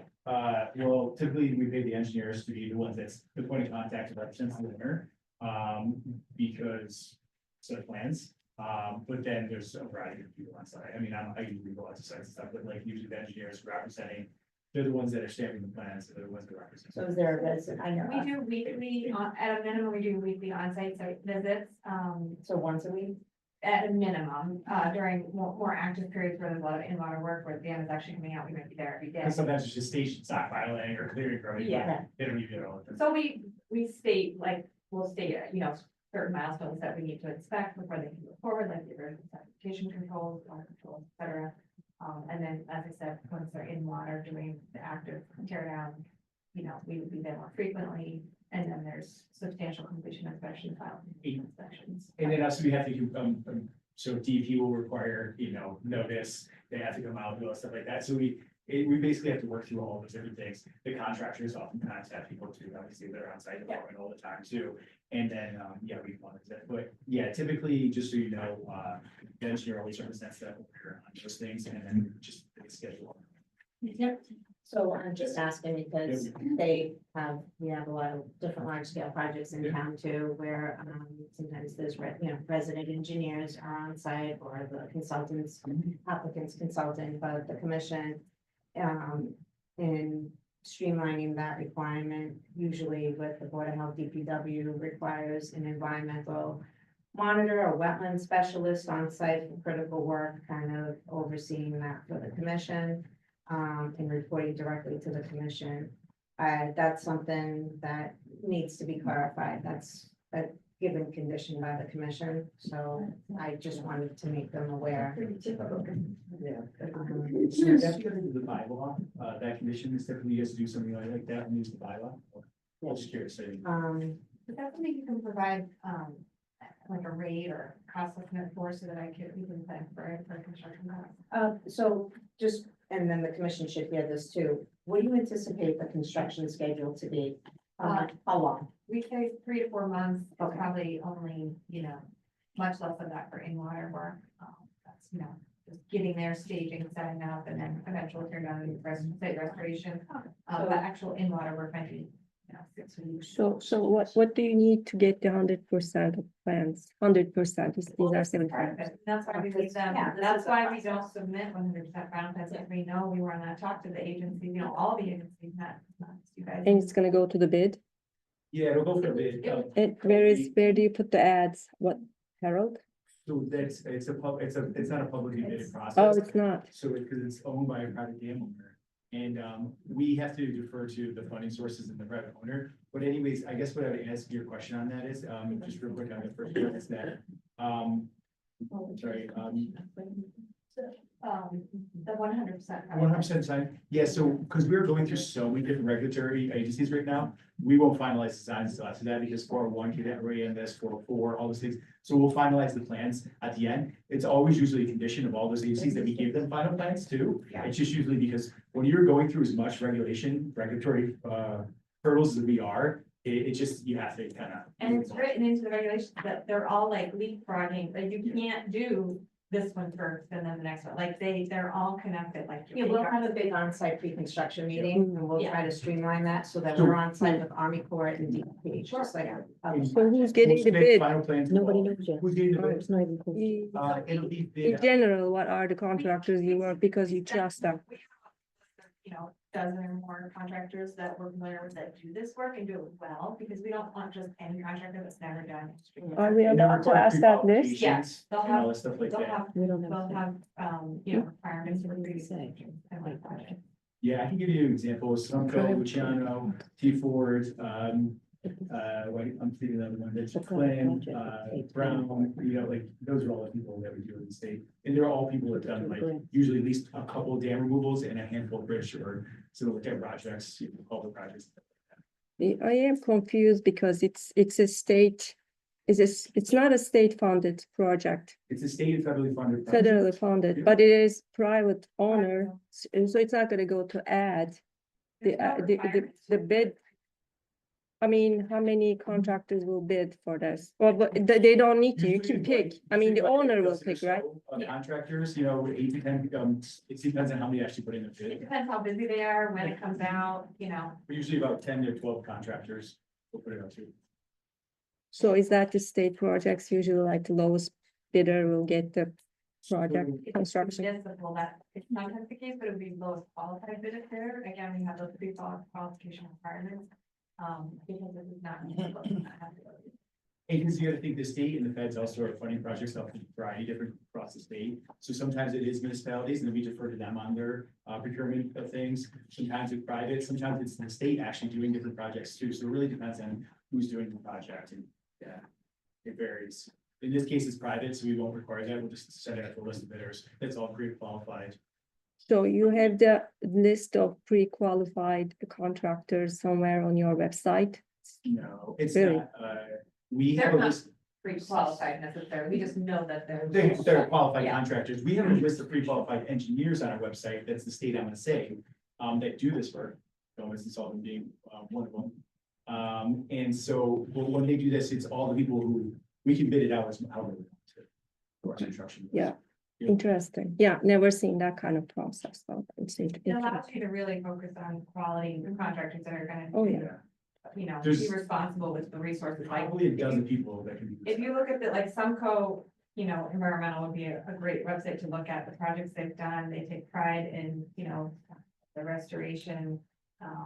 and, honoring resources, so, yeah. They've actually already been in consultation on this. Yeah, what, What's the company name? Eco Contracting, I think is their official name. SUMCO. SUMCO. Like, so I think it's like their last, their last name. They've probably done somewhere in the order of magnitude, I'd say like 50, close to more. They do cranberry bog restorations as well. I should have reached that point, you wouldn't want the dam, the work to be the first dam to down. Right.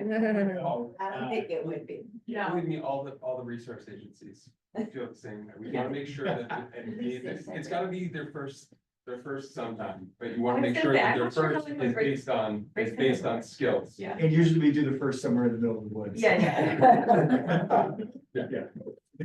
One is crowbar. Those are the pepper ones. Okay, if anyone has anything else to add, I just wanted to kind of summarize that.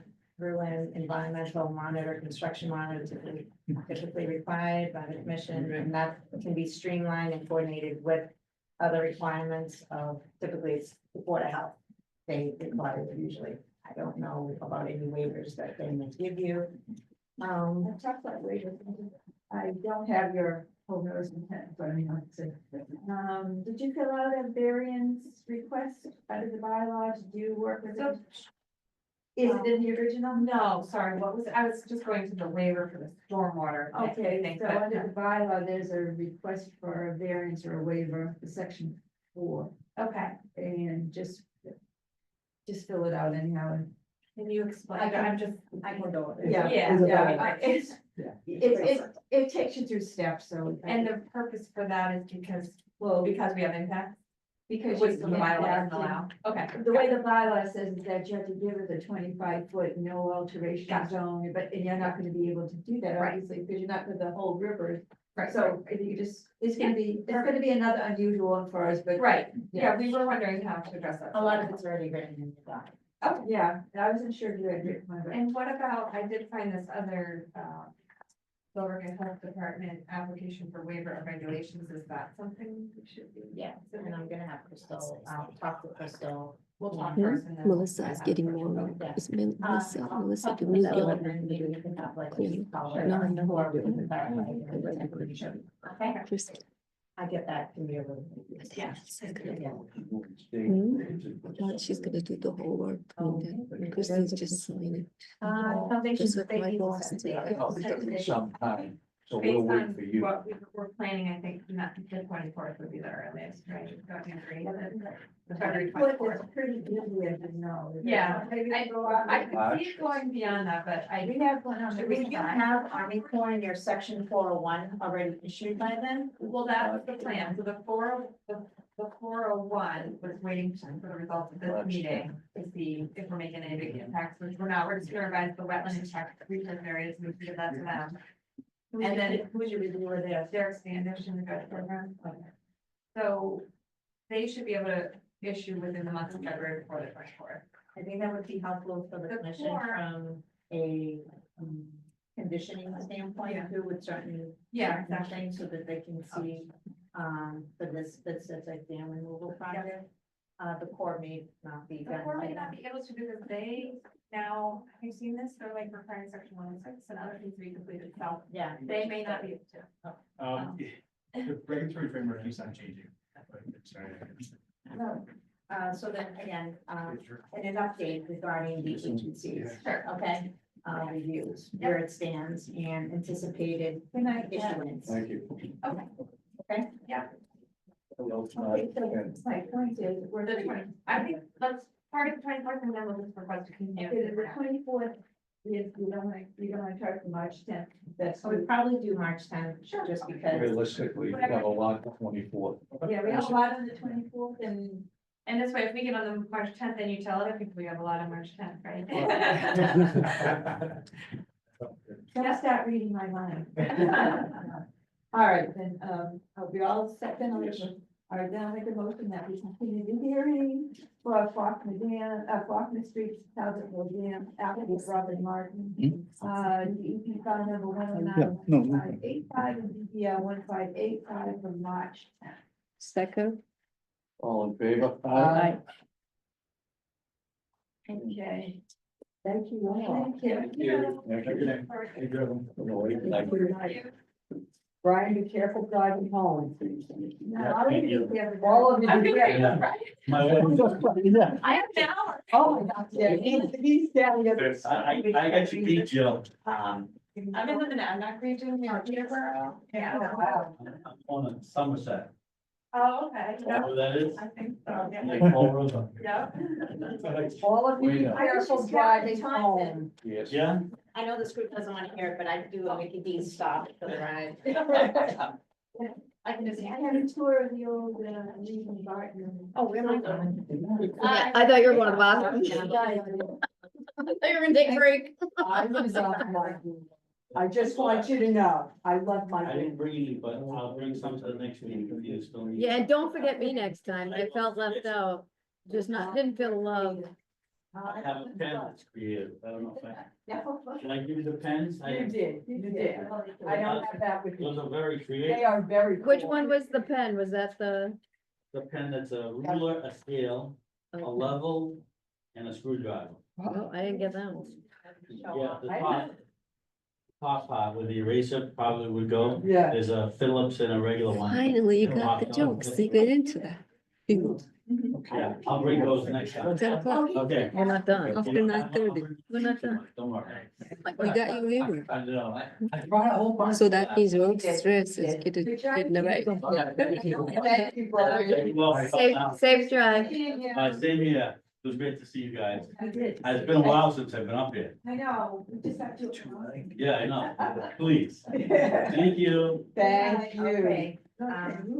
290. Well, we still got, and it's 9:51, we still got the Mass Wetlands Protection Act and Billerica Wetlands Protection Bylaw, wetland hearing, notice of intent, continued public hearing, 290 Boston Road. DEP file 1091587, BBL 1587. Continued to February 24th per the applicant's request. So moved. All in favor? Who seconded that? Well, Jack did it first. No one seconded. Well, Jack. Jack got No one seconded. She seconded, just Christine did it? most of the pocket. Okay, so Jack and Christine, okay. Okay, now. Next, that next one's already Already been continued continued. to Yep. 10, so we're on to director's report. Yeah, next on the agenda is the request for certificate of compliance, as bill review. We have DEP file 109-574 27 Schaefer Street, and this was essentially before your bylaw. And, so according to red agenda, this is essentially a reissuance. Staff, Mike was out on site. We do conduct site visits for anyone who needs a reissuance. What does that mean? Well, the commission issued a certificate of compliance back in 2003. And it was never recorded, so maybe a new owner, they want a reissuance. We have that on file, an original signature, or I can sign an affidavit saying that it's true, and official. But as part of that, no, she didn't, she took it. She took it. But as part of that, we do check to see if the site is in compliance. And they post around fence, but they didn't have signage on it, people didn't know what it was for. So we work with these owners to bring the site back into compliance, nothing over the top or major. So we're gonna, I need the commission to go ahead and sign a reissuance of the certificate of compliance for this property, and it's a partial. I make a motion that we sign a reissuance of file 109-574 27 Schaefer Street for a partial. Yeah, because it It's just included for it included two properties, the original. Yeah, it's 23 and 27. Yeah, I made a motion. No one seconded. Jack, Owen, yeah, Yeah, okay. and all in favor? Right. But Diane did not. Yeah, let me say Diane. 1, 2, 3, 4, you still have a form. Okay, so, the commission did receive a request for certificate of compliance for DEP file number 1091566, PDL 1566, and that is for the 8 Over Road property. The order of conditions that involve river front restoration and the regulations under the Mass Water Protection Act requires 2 years monitoring of mitigation restoration. And also the site needs to be fully stabilized. So we have this on record as being received, and they have to do some monitoring. We'll check on the site repeatedly over the next couple of years. I will make a motion that we take no formal action to issue or deny an order of certificate of compliance for 8 Over. Second. All in favor? Aye.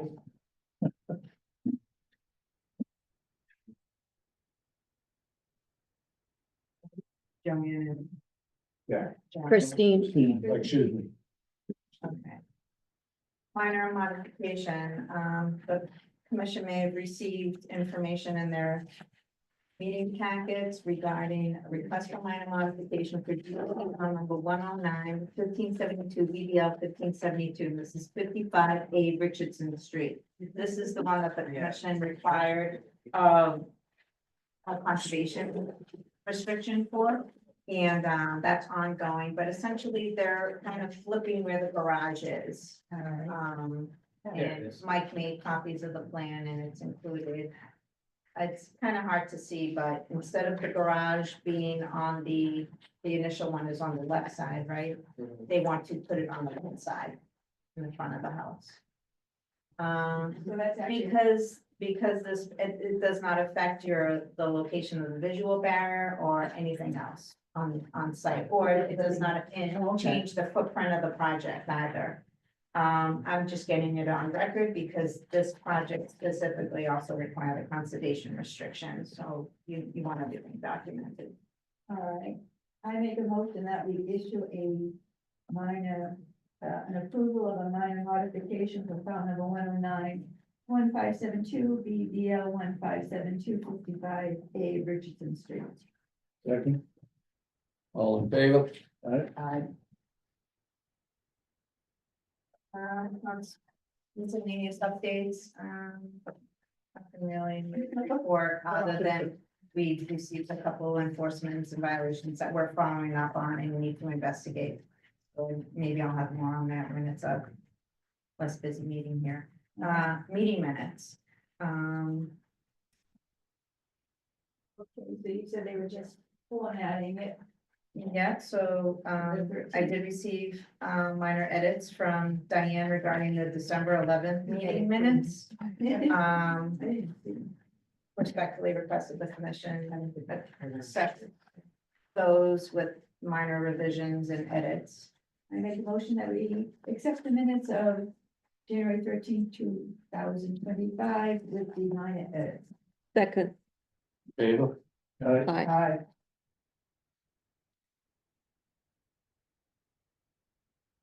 Yeah, she said 13.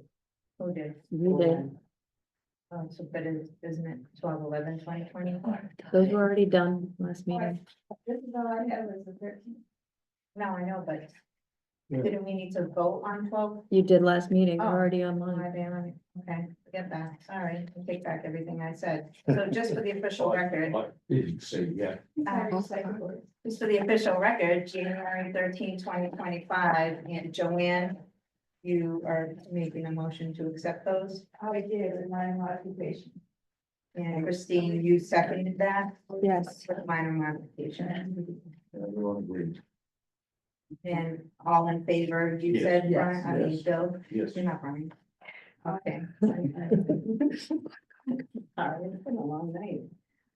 Okay, I'm done with our, What time do we have, Mr. Chairman? 9:58. 9:58, Make a motion to adjourn. Second. all in favor? Aye. Done. Wait. I have the minutes, that's yours.